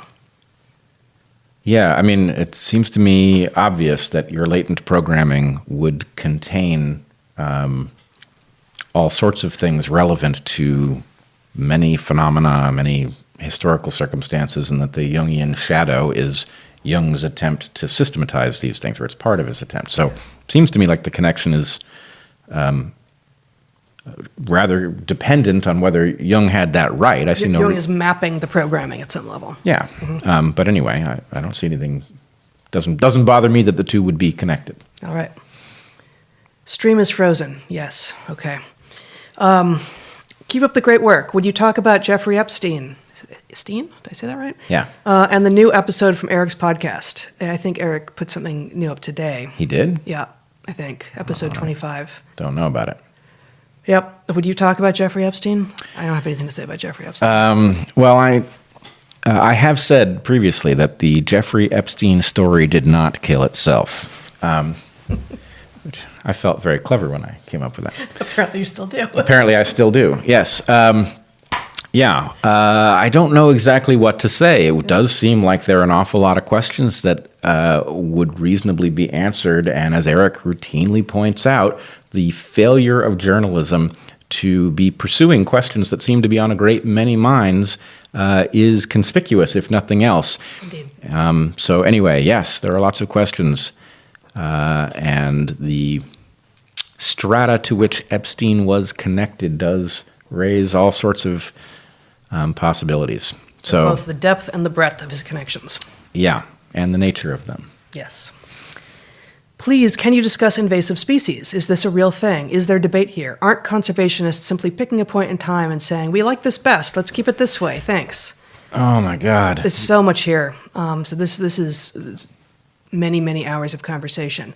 Let me try first. I'm going to go backwards through the questions. Aren't conservationists simply picking a point in time and saying, we like this best, let's keep it this way? There is some of that for sure, right? There is sort of a moment of, this is when we, the ecologists, started paying attention, and we've declared that the moment in time that we're going to try to preserve. And it forgets that environments change and that evolution happens, and it's a pretty naive view of nature.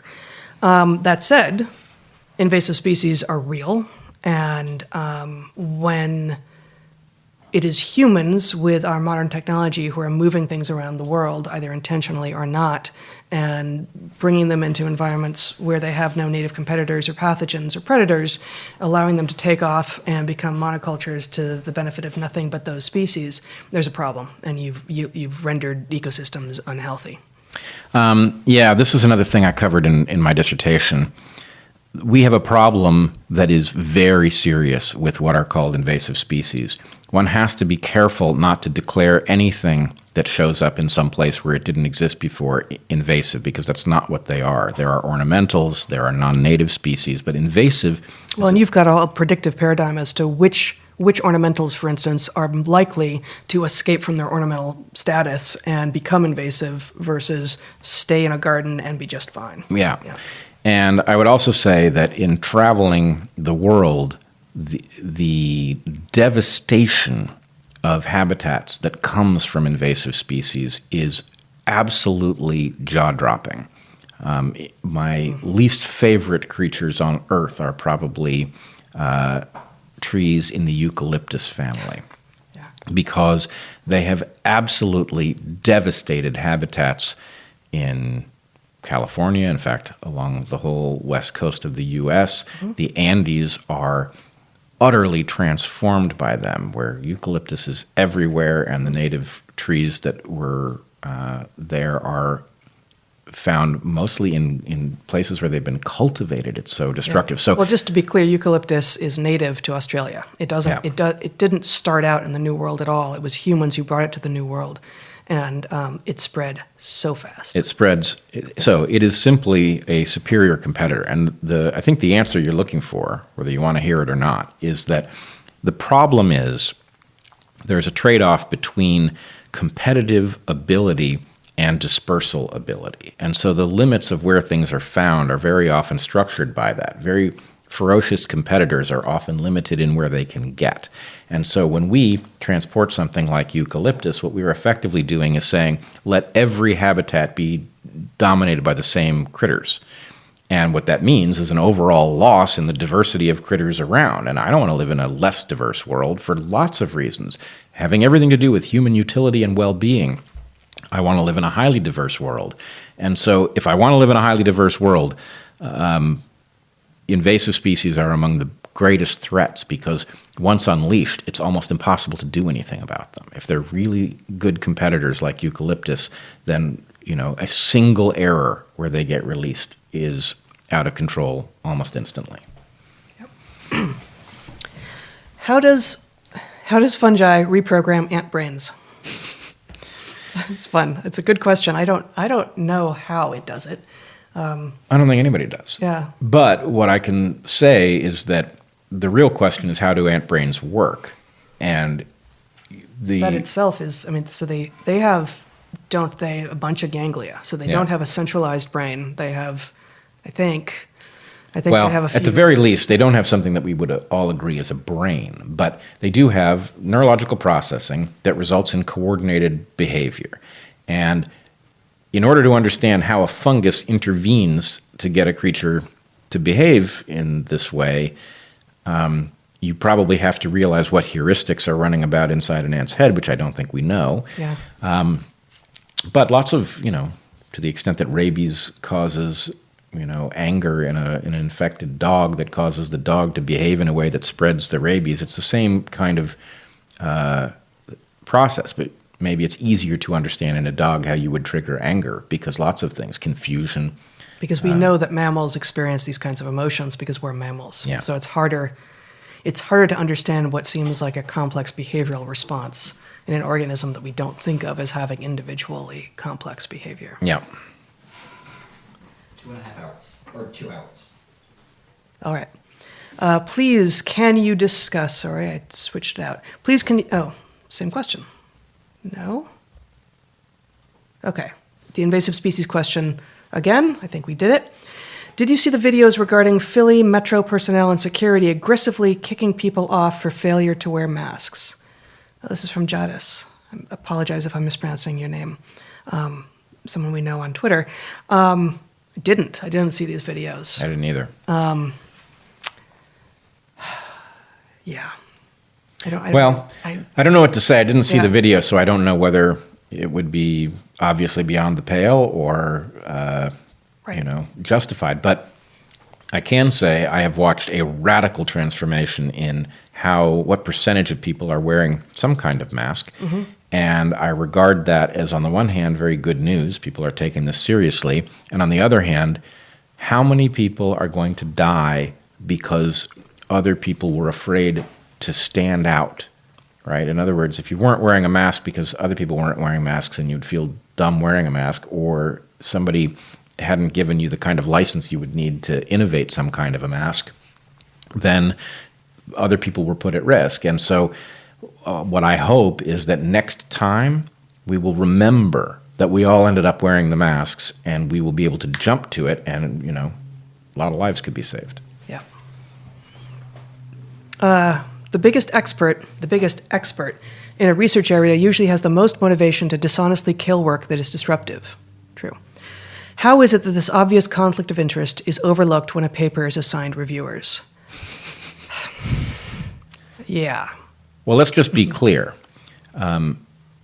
Assigned reviewers is already the problem. The idea that the field has the right to kill off concepts because they're not high quality doesn't make any sense. It made sense maybe in a world where ink and paper were limited and you had to figure out on what to spend them. But we are now talking about pixels.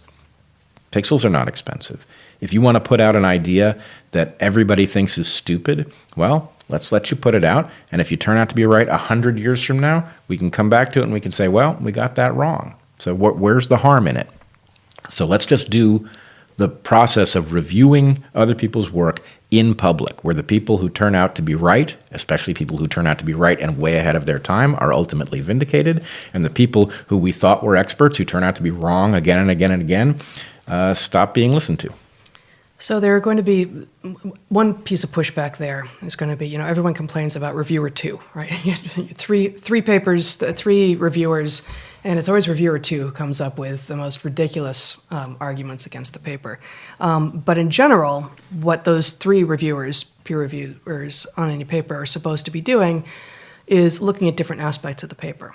So if this is all to happen in public, very few people have equal facility in, say, assessing whether or not the theoretical framework for a paper makes sense, and this is actually building on the thing that the authors are claiming, and whether or not the experimental design and the prediction and the hypothesis that is being tested is actually being tested with this experimental design, and whether or not the predictions inherently follow from the hypothesis. So that's a second realm.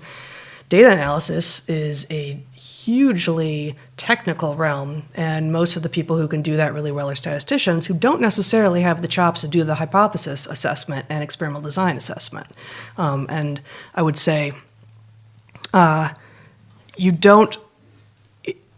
is useful to know that someone with the chops that you don't have has looked at a paper and said, yeah, that passes muster over in my end of things, especially now with the ridiculously complicated statistics that people are using, often to cover their tracks, but sometimes because the data really do call for complicated statistics. Yes, but again, and I really want to emphasize, if you have some kind of scientific background, whether it's formal or not, you just have an interest and you've spent some time thinking about it, check out what's going on with the papers that are emerging every day on COVID-19 and the lectures that are being delivered on YouTube by one professional to others. This is happening in real time, and it's happening the way actual progress happens, which is to say people are disagreeing with each other in public. They're taking a stand. I believe that this disease is progressing this way because of these things that I've observed. No, I've observed these other things. And the point is, when it plays out in public like that, it has a much higher tendency to be honorable, where you're playing with your own reputation and you're saying, no, I think it's this way because of this thing. Well, that's a risky position to take. So anyway, I guess once you start doing this in private and you have reasons to, you're engaged in quality control, I think it's very hard to rescue that system. And the reviewers are anonymous. Right. Yeah. So anyway, let's just do this in the open. Yeah. Can COVID be transmitted through farting? I haven't heard anyone say that. Mostly when people are farting in public, they've got something covering themselves. Right. But given that apparently it is in fecal matter and it can spread through air, I suppose so. Yeah, I mean, let's put it this way. You've set a kind of a low bar for can it be. Yeah. Like, you could probably generate a scenario. On the other hand, it's probably a pretty easy scenario to prevent from occurring very frequently. Yeah. So. Wear underwear. Yes. Hey guys, what do you think? Why do you think anti-Semitism is so persistent? It seems to be rearing its head again at both ends of the political spectrum. Yes, it does. Yep. Yes, it does. You want to? Yeah. I think, well, let's put it this way. We don't really have the bandwidth to do this here, but I have talked elsewhere about the tendency of human populations to seek different kinds of growth, be it through the discovery of new lands, the discovery of technologies that allow you to do more with the lands you already have available to you. And when those things run out, our addiction to growth causes us to identify populations who can't defend what they've got, and to make up reasons to attack them. And so basically, anti-Semitism comes down to the fact of Jews being an unusual population that lives at low density in many places. It's a diaspora population, and not all of it, obviously, but a large fraction of it. And so that large fraction is always vulnerable to the population that isn't Jewish turning on them. And so anyway, I think my first evolutionary project actually was a paper arguing that anti-Semitism evolves and that it has to be stopped, that it's basically a rationalization for lineage against lineage genocide or warfare, and that it's frankly not that hard to understand. Good. We're going to try to be a little speedier here. Speedier, all right. A bunch no more adverbs. What are your thoughts on UBI and the issues it is trying to solve? There are alternative solutions to those issues. Go. All right. UBI. I am annoyed that this couldn't be discussed 10 years ago. Somehow people lots of us may have been involved in a discussion about the fragility of the system and the danger of people's incomes being dependent on certain things. Suddenly UBI became discussable because people who were powerful started talking about it. That's too bad that it required that, but okay. I don't think it's a great solution. I think it's a kludge, and it addresses a real problem, and it's better than no solution, but I think we have to address the underlying issue that causes us to engage UBI as a solution. And I must say, in the era of COVID-19, I think we have a circumstance that is finally forcing us to understand that a system built around economic efficiency is a fragile system, And, so even the Trump administration is talking about a stimulus package in which they're going to infuse cash by delivering it to people who are now suddenly in dire straits. So, this has gone from an idea that was undiscussable almost anywhere to an idea that's being discussed, It's at the it passed. at the head of the Republican Party. So, anyway, let us learn the lesson of this so that we can get to a better discussion next time, which is if UBI is no good, what would be? Good. Nate writes again to say thanks. That clears up my confusion of models a bit. Good. Welcome. Total U.S. deaths from flu and pneumonia the last bad flu year were about 65,000. Deaths this year since COVID-19 from non-COVID flu and pneumonia effectively zero. I'm not sure that's true, but lower than expected. How? Question mark. Well, part of it is that social distancing for COVID-19 works just as effectively and probably more effectively against other viruses that don't have quite as high transmissibility. So we're doing all of the things that we should have been doing all along, much more so, right? But being very careful to wash our hands and think about putting our hands on our faces after we've been touching receipts and frequently used surfaces. And the social distancing is far more than any society could put up with for years and years and years and years. But maybe we can learn from this, the parts of this that are not that hard to maintain and that would actually save many, many lives and also just many, many sick days. Yep. Good? Hear, hear. All right. I'm being told, Zach, you forgot my 2 super chat questions from this week, beginning of chat, plus 1 from last week. Thanks to you all, you are very inspiring. We are now using an app which is doing it. We're talking about ones from before the stream starts, but when it's up, we don't log those. Okay. I don't know if you guys could hear that. If they show up before, what did you say? Before we're live. Before we're live. Then they don't get logged by the app. Apologies for that. The character, this is just a description of the character limit is based on how much you pay in Super Chat. $2, 50 characters, $5, 150 characters, etc. Okay, thank you. The impact of the virus will more than likely be devastating to the existing economic model. Could this crisis facilitate a radical rethink of the monetary system? I think Yes, it could. we were just there. Yes, Yep. and Yep. It must. It must. If this isn't the wake-up call, then the wake-up call may be too devastating for us to recover from. Yep, exactly. Love you too, Bret. Your story on Eric's Chan was, Heather, I was frustrated by the fact that nobody in the public sphere would speak of gametes. You are the first person who ever used that word in public. Presumably, we're talking about what makes sex, what the actual most fundamental definition of biological sex is.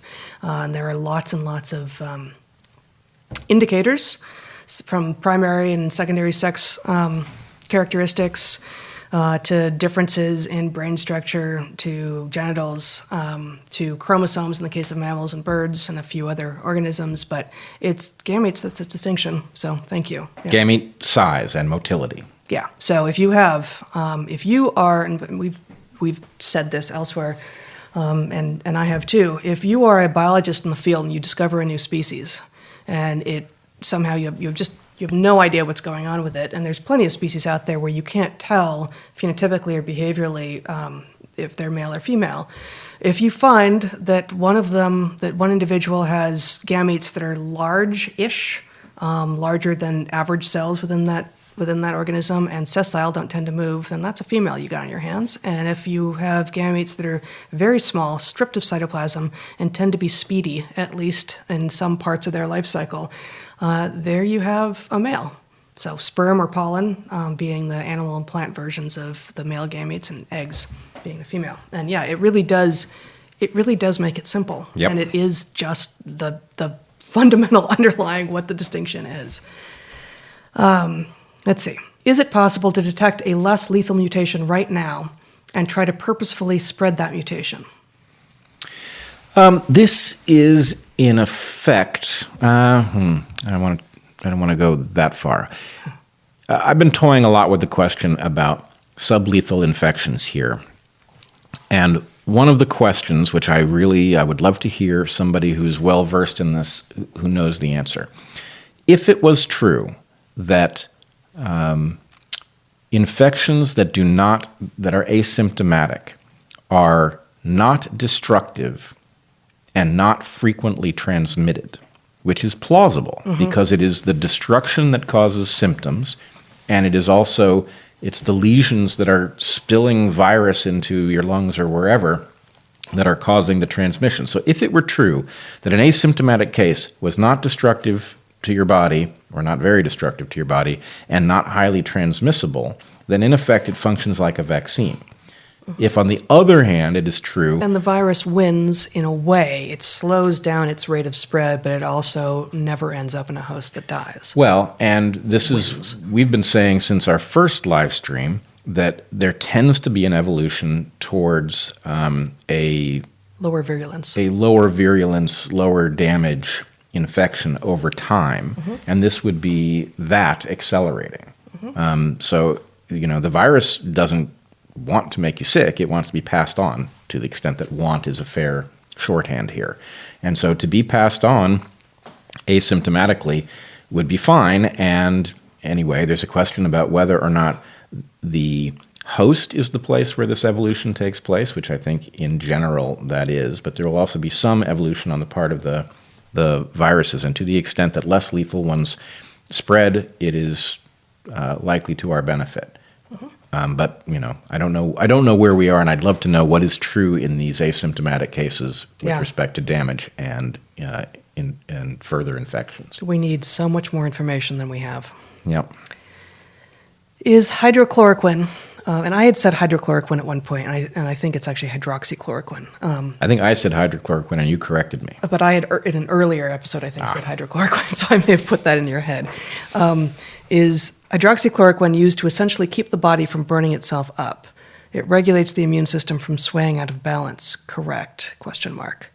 I don't know that I would characterize it that way, but I don't know what exactly it's either. It tends to do in the case of malaria, nor do I know what it is, what we think its mechanism of action against COVID-19 is. Yeah, I think I want to look this one up and figure out if we can say something concise about it next time. Okay. Thanks, Bret and Heather, for the engaging content. You're making the isolation very stimulating. You're welcome. Do you have plans for an evolutionary lecture series? Maybe. Yeah, I would say we have plans. Probably after our book emerges, I think we will endeavor to put some flesh on those bones. Yeah, good. What about Wim Hof, quotes, voluntary activation of the sympathetic nervous system and attenuation of the innate immune response in humans as a method to not overreact to virus? Yeah, we got a couple questions about Wim Hof, maybe the first Q&A that we did. Yep. And neither of us looked into it afterwards. We both had some exposure. No, I looked into it a little, you did? But okay. not enough to say yet. I'm still curious about what he's... Still a possibility, and I think it is what Jamie Wheel let us in. Jamie knows what he's doing, and I trust that if he thinks that something is valuable, it probably has at least some value to it. Yep. Okay. COVID released on purpose? Says who? Thanks. I think what we said last time was that it seemed unlikely this was released on purpose, and likely that this was released by accident from a laboratory in Wuhan. Yeah. But it's open. Yeah. We don't know.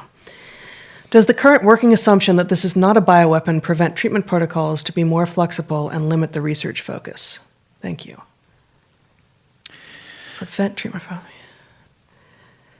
My assumption from the beginning has been there comes a point, if this was a weapon, then it would predict certain things about it. Yeah. But until we have evidence that positively suggests that it is actually a weapon, that it doesn't add anything, we would do the same thing at an epidemiological level. And so, again, I want to see the evidence that says it's worth our time to pursue this is a bioweapon line of inquiry. And until I see that, my sense is I don't want to get distracted by it. Yeah, we're drowning in a sea of misinformation and underinformation, and trying to imagine all the possible ways that, like a switch could have been built into this if it was a bioweapon that could change what it's doing. Like, who knows? It's an infinite, it just opens up the possibilities to infinity, and we already don't have enough. We already can't limit the degrees of freedom enough, right? Yep. Watch all your vids. Keep it up if you can. Thank you. Carbon monoxide therapy for COVID patients. I can't find out if anyone has tried this clinically. I was reading on the connection with malaria vaccines, they're not vaccines, and stumbled across fascinating, legit research. So again, if you are referring to fascinating, legit research, link it here or find some other way to link it. I don't know.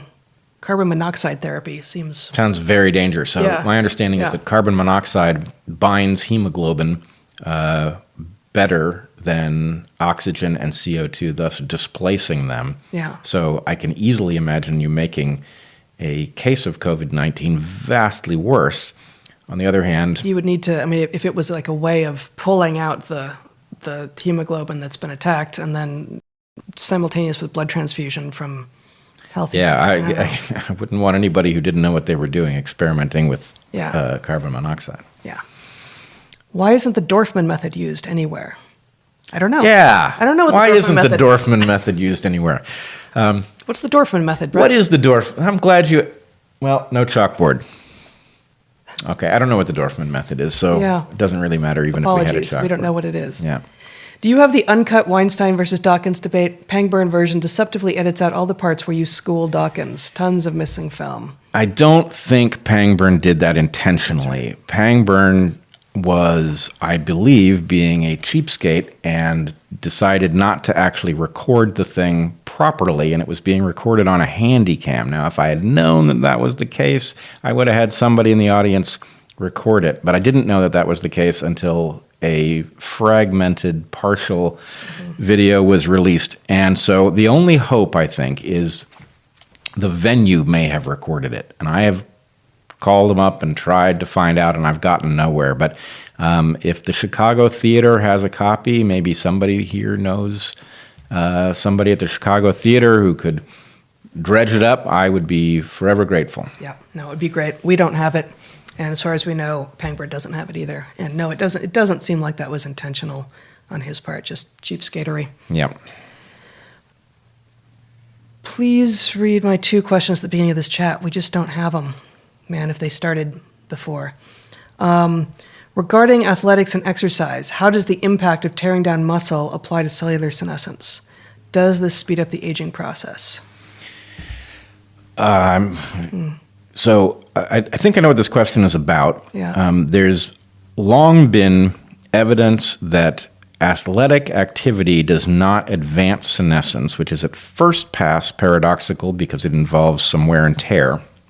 On the other hand, muscle is an unusual tissue because it's multinucleate. And so the tendency for cellular reproduction to run away in muscle, at least striated muscle, is greatly reduced, but there may be other pathologies that look like it. So I don't know the answer to the question, but let's just say first step would be recognizing that skeletal muscle is distinct in its cellular nature and therefore doesn't fit in the same trade-off matrix or doesn't fit in the same way.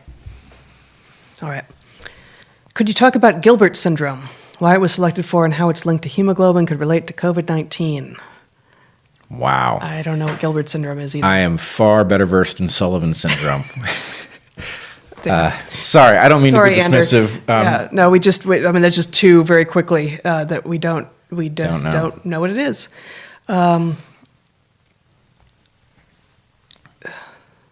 Do antibodies after infection mean immunity?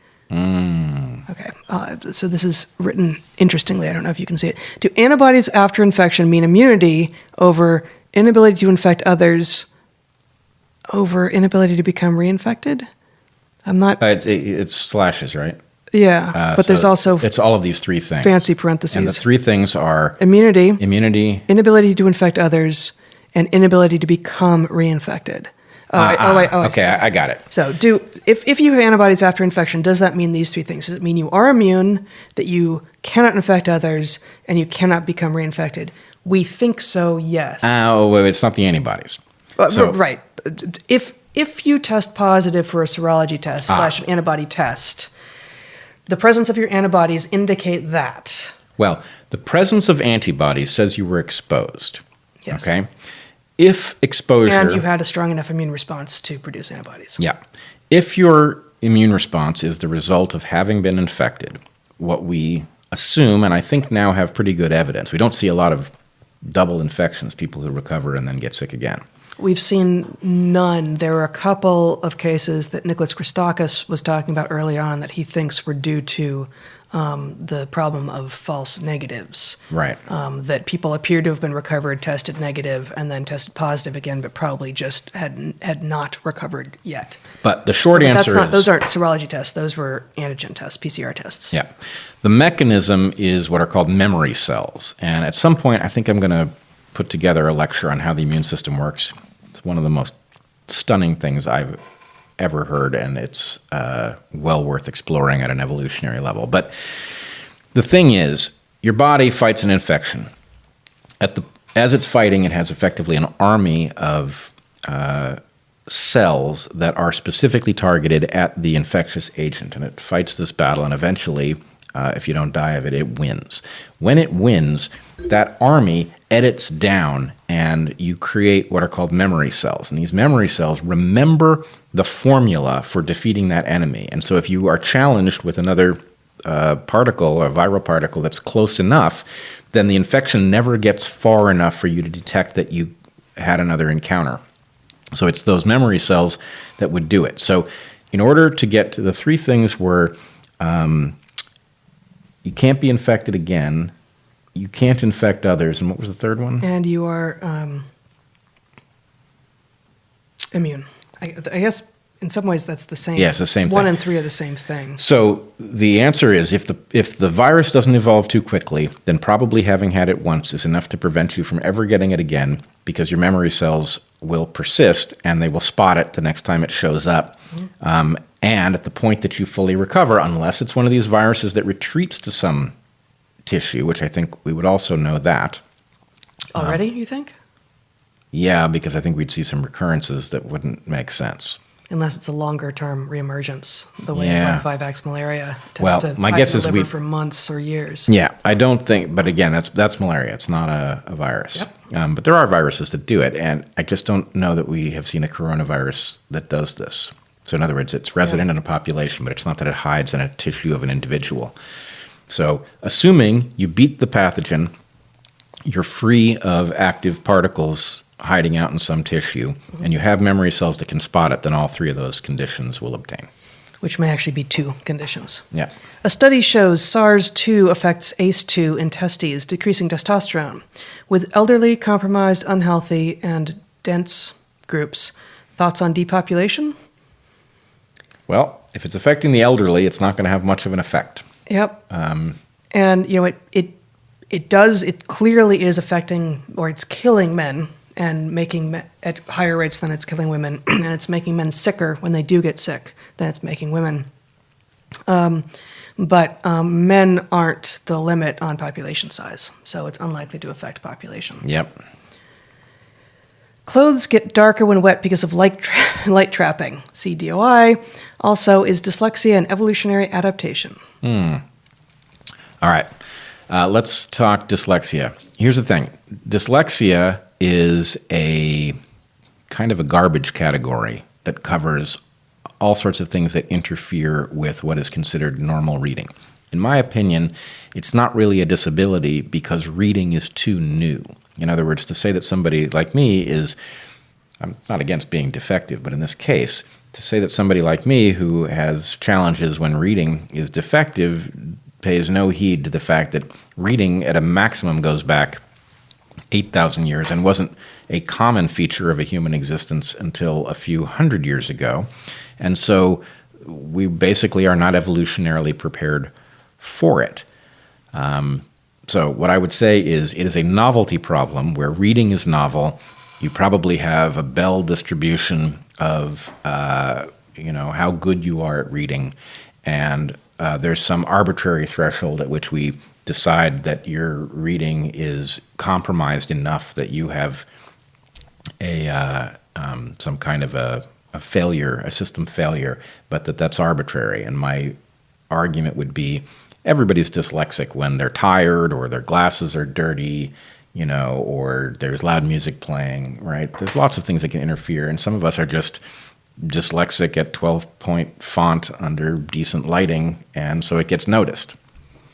And being imperfectly matched for the dominant paradigm forces you to do end runs around the dominant paradigm and thus find solutions elsewhere.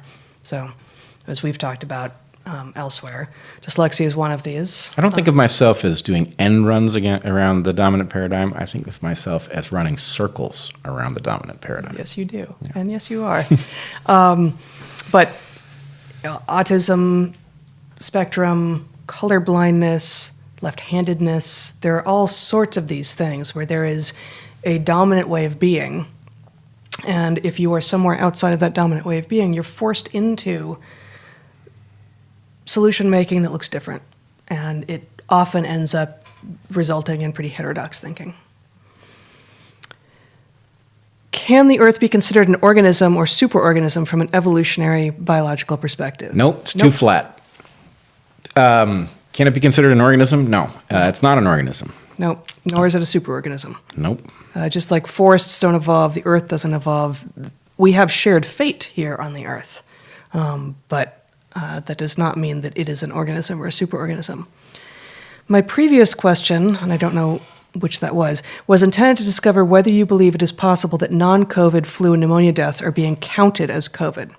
Oh. Yeah, it's possible. I think there's not a ton of it probably going on, but it's certainly possible that some are, although... I think it's almost certain that some are by virtue of the fact that you have everything through asymptomatic cases of COVID, and so people come into the hospital with some symptoms. If you test positive for COVID and you die, it's going to be classified as COVID. Yeah, but we don't know whether it's enough to make a dent in what we think is going on or if it's just the rare case, but it's certain not to be zero. Right.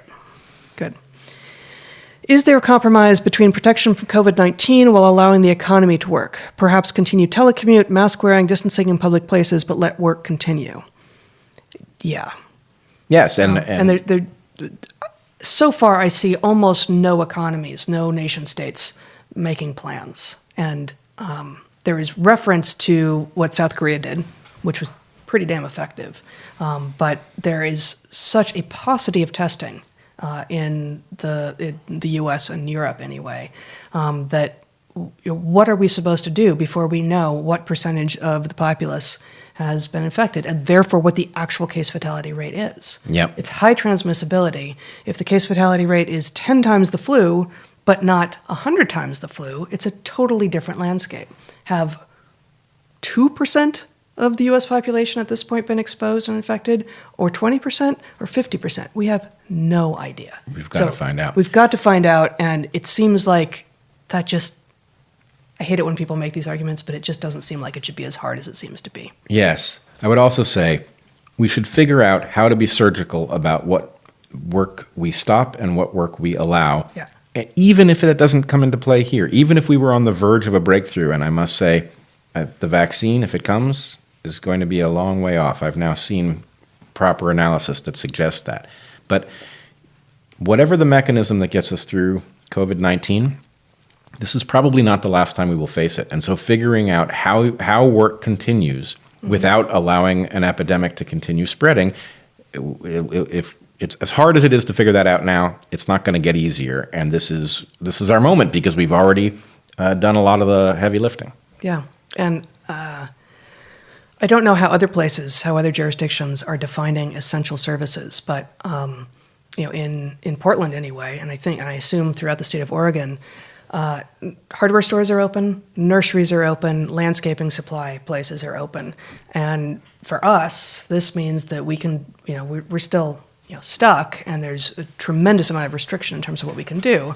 But we are able to continue to do a lot of work in and around our house that could have easily been delayed for months or years. And so in what way is a nursery an essential service? You can't make that argument from the perspective of, I'll die if I don't have this plant. On the other hand, for those people who do spend time outside and plant their own plants, it is potentially the difference between coming out of this psychologically intact and not. Yep. Yeah.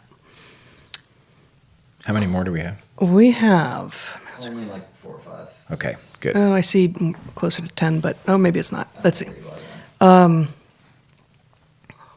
Sorry, I'm trying to figure out where I was.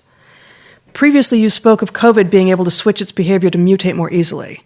What possible mechanism could do this and be accurate? Well, mutation generally isn't accurate. Most of the mutations would cause it to fail, and then those very, very rare mutations that worked would be selected for and proceed. Yep, a facultative program that allowed greater variation when something told some strain of the virus that it was in a cul-de-sac could be advantageous. Not saying it happens, but it's possible. Absolutely. Can you explain if it is possible for the virus to have spread from a bat biting an animal that was then consumed by humans? We don't know, but it's certainly plausible. It's pretty unlikely. For one thing, we're talking about a horseshoe bat. But again, it might be 0, but it's possibly not 0. Much more likely that a bat, especially if this thing is depleting oxygen capacity either by messing up the lungs or messing with the hemoglobin, a bat's going to suffer from that very quickly because of the way in which oxygen is used. So a sick bat's not going to last very long unless this thing is at a really, really low level, which is also possible. Or somehow it manifests quite differently in different hosts. Yep. In different host species, like it's always asymptomatic in bats. Right, Right? which is possible. But I would also argue that that's going to come with low transmissibility. If the bat is Biting, the biting thing here, horseshoe bats don't tend to, a horseshoe bat biting a pangolin would be quite a natural history scenario. right. On the other hand, falling out of the sky because it's sick and couldn't make it back, and some animal trundling along and happening onto it is possible. On the other hand, trundle, don't they? They do. On the other hand, the wet market connection is looking very tenuous to me. I started to do some looking into the distribution of bats around Wuhan. I'm having trouble buying that this was the wet market. I think it's much more likely the virology lab. All right. Interesting. Please let us know. By the way. Thank you. By the way, if you'll consider questions asked before live next time. Okay, so we'll try I to would figure say that out. Sure. It's not hard to do. I just didn't. Okay. do it. Zach So we will says do it sure. next time. Yes, we will. Also, watch out for bots. Thank you. I don't know how to pronounce your name, Akko Fur. The Dorfman method is group testing, combining samples to one repeat RP-CPR test. Why isn't it used anywhere? That gets us a little bit closer, but I still don't really know what it's referring to. Sorry. Thank you both for your work. You're welcome. Possible evidence of tissue retreat. Okay, so there's a link here. We'll take a look. 3 more questions. Can you guys give us a tour of your house video? We don't have a house video. And if we did... It would be on VHS, and you just look at it. There you go. Yeah. I don't know. That's kind of a frightening prospect, but we'll think about it. Yeah, maybe we'll give you a tour of 3 corners. 3 well-chosen corners of the house. Confusing question from episode 4. Could an organism carry a benign virus that kills predators? Any known examples? Presumably, virus would function like toxin.